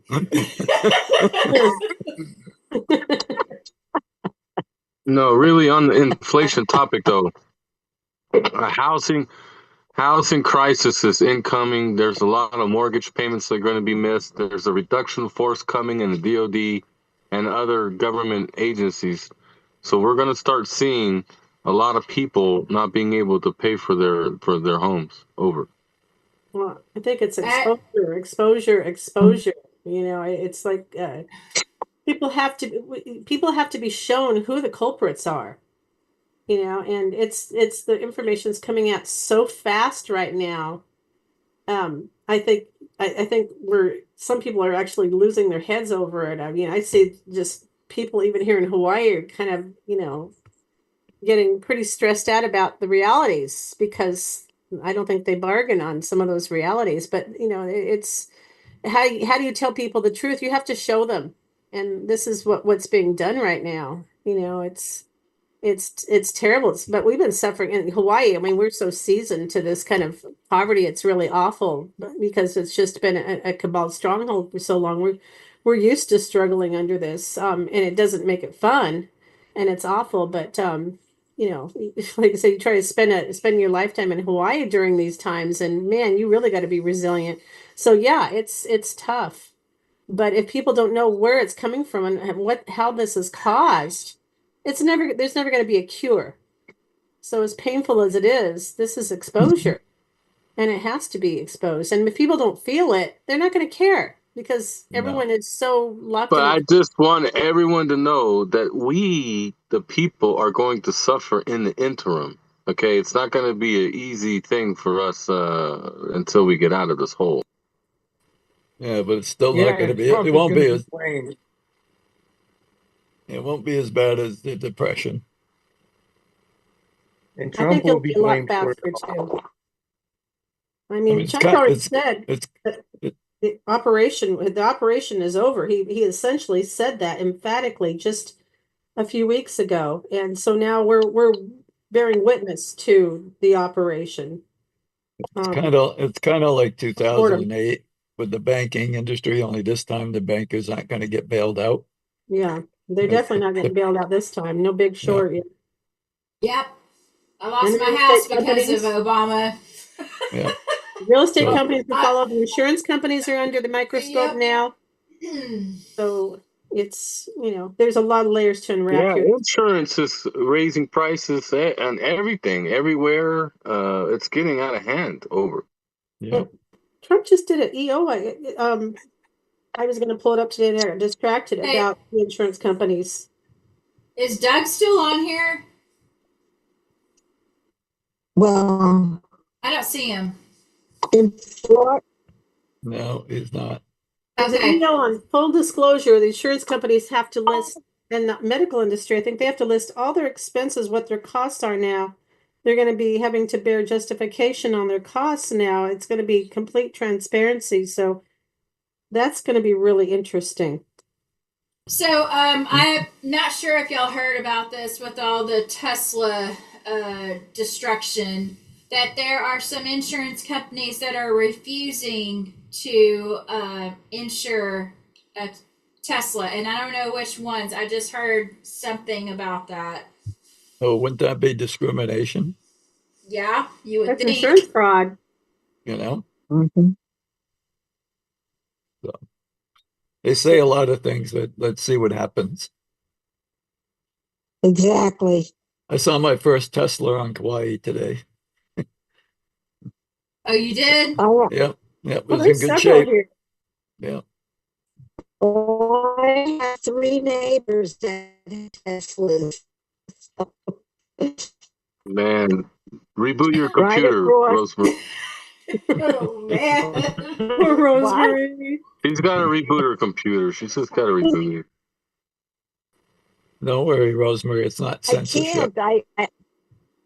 Can you just Well, unplug it and that's then all right. give it I'm a minute going and to. plug it back in?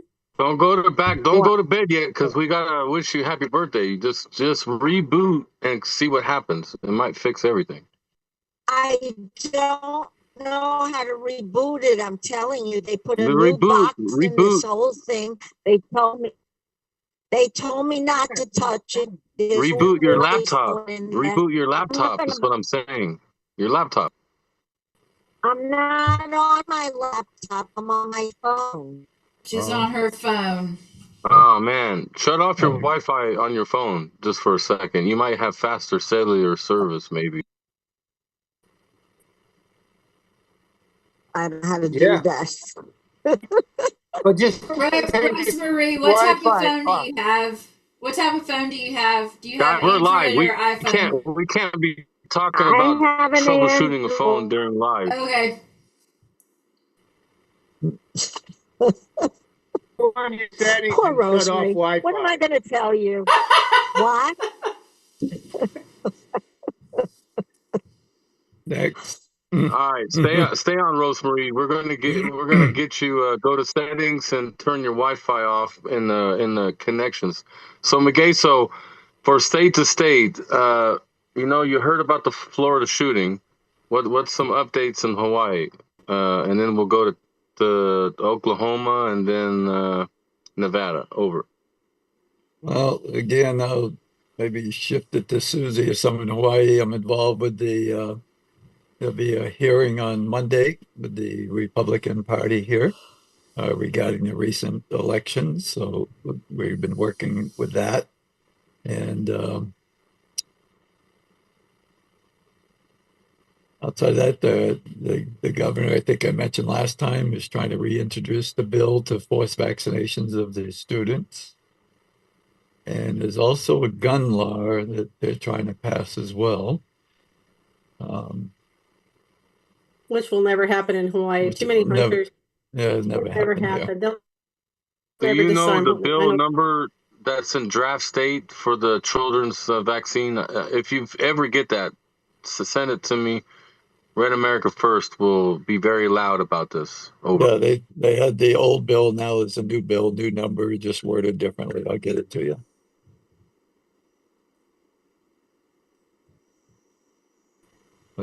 Susie, you Copy. want to add anything, Susie?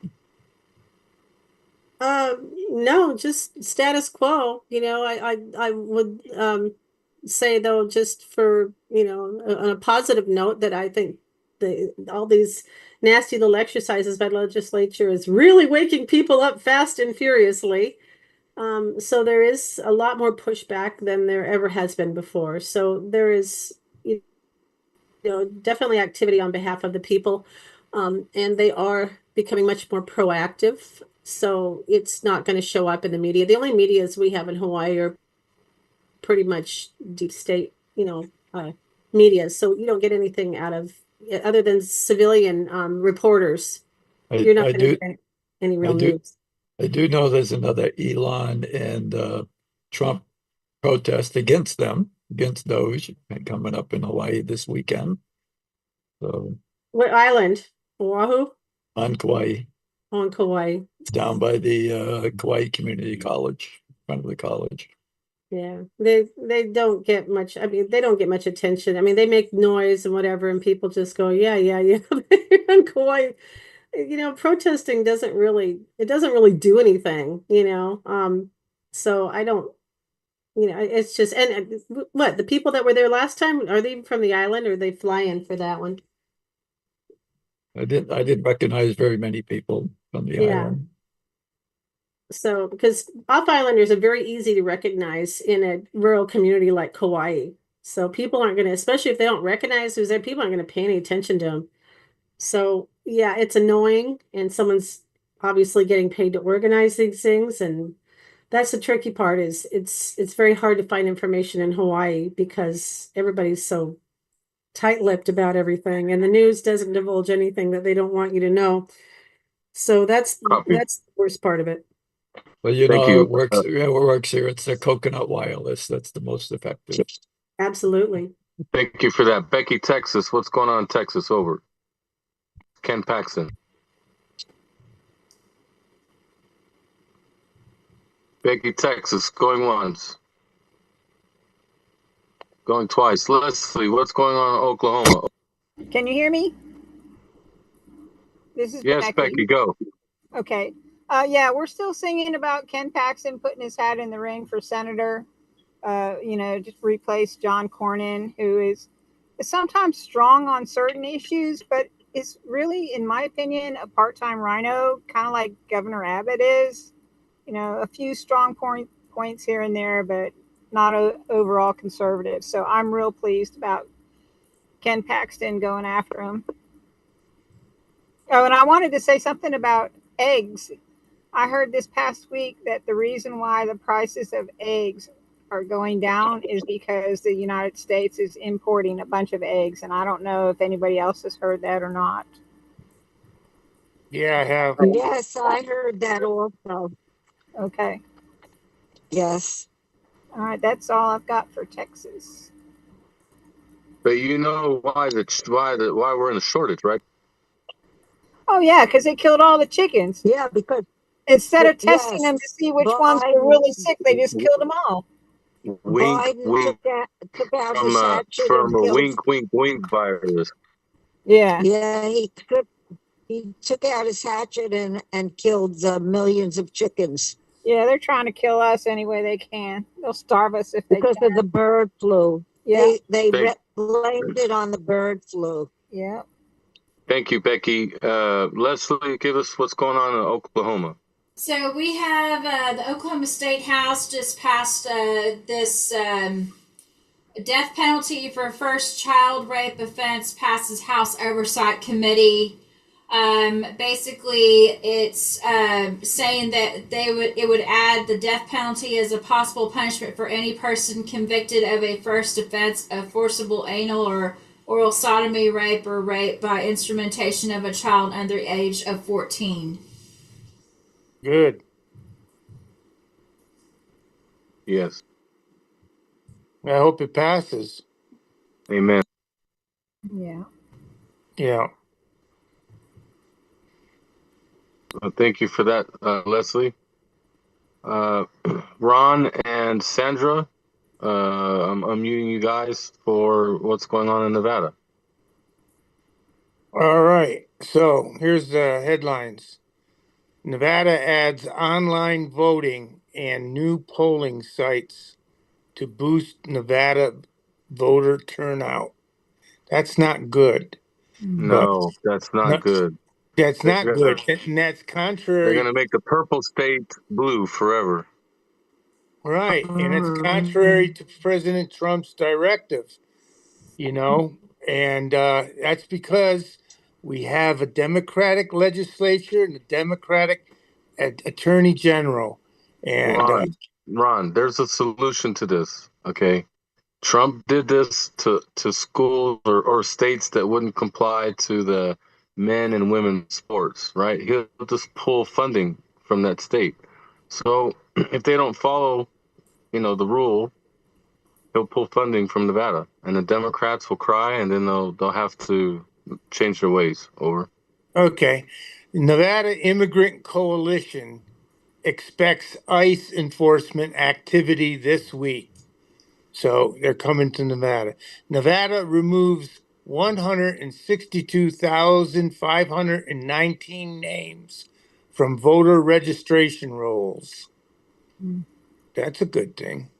How many were over 50? I don't know the answer to that.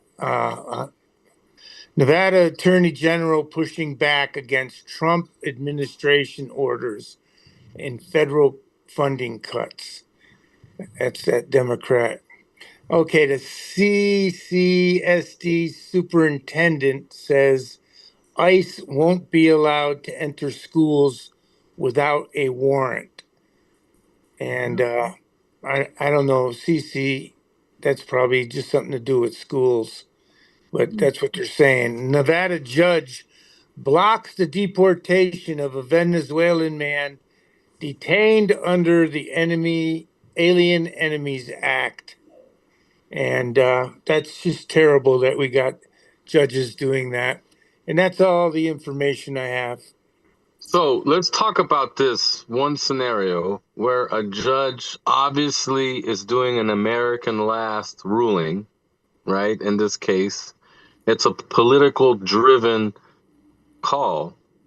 When can we start holding these judges accountable that are knowingly doing the wrong decision? Over. It's a great question. Jim Jordan has been on a few of the newscasts, and he said that they were looking at what they could do through Congress on legislation. So that might be a way, because these have no authority to legislate from their courts. No jurisdiction. They have no right, and they can't. They're not in the legislative process, so they should not be doing this over the president. The president has jurisdiction, so they are looking into that in the legislature. And So I we'll also see what heard happens. I also heard that impeachment of a judge is a long process where you have to get votes in both the House and Senate in some kind of majority ruling. And I heard talk that it's very difficult to get that impeachment of judges. So something needs to happen. Something different needs to happen. And to that Well, point, they could. to that And point, it has been done in the past. I think there were about 6 judges that. Oh, I'm sorry. Go ahead. To that point, I want all Americans to know this. If a judge is making a political decision to pull back illegal aliens that have raped, murdered, or whatever you can think of to women and children, then you need to really think we shouldn't support judges that support this activity. I mean, one of our Americans died or got raped or sexually abused by these people, and they have no business supporting this illegal alien from not leaving the country. I yield. Well, Maybe we should get rid of judges being appointed, first of all, by anyone. And the other thing is you can take a judge to court under the Bivens Act. And the Bivens Act takes away their immunity, and they can be charged in their individual as well as official capacity. So I think someone should look into that. Or they probably already are looking into it, because that is a lawful way to go after them. Please text me that right now when you get a chance, please. Thank you. Mm-hmm. And the senator who went down to El Salvador to get this criminal can be breaking the Logan Act, because they said he is also usurping his authority. then they need to charge him. Well, this is, we've got to act. I mean, the Republicans sometimes are a little slow in acting. You think? I think. Yeah. Yeah. Despicable that what that congressman did, and used taxpayer dollars. It just burns my ass.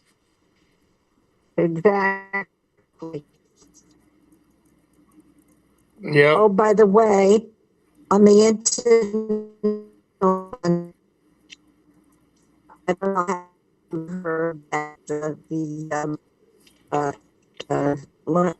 England has now gone against transgenderism, and they have ruled that a woman is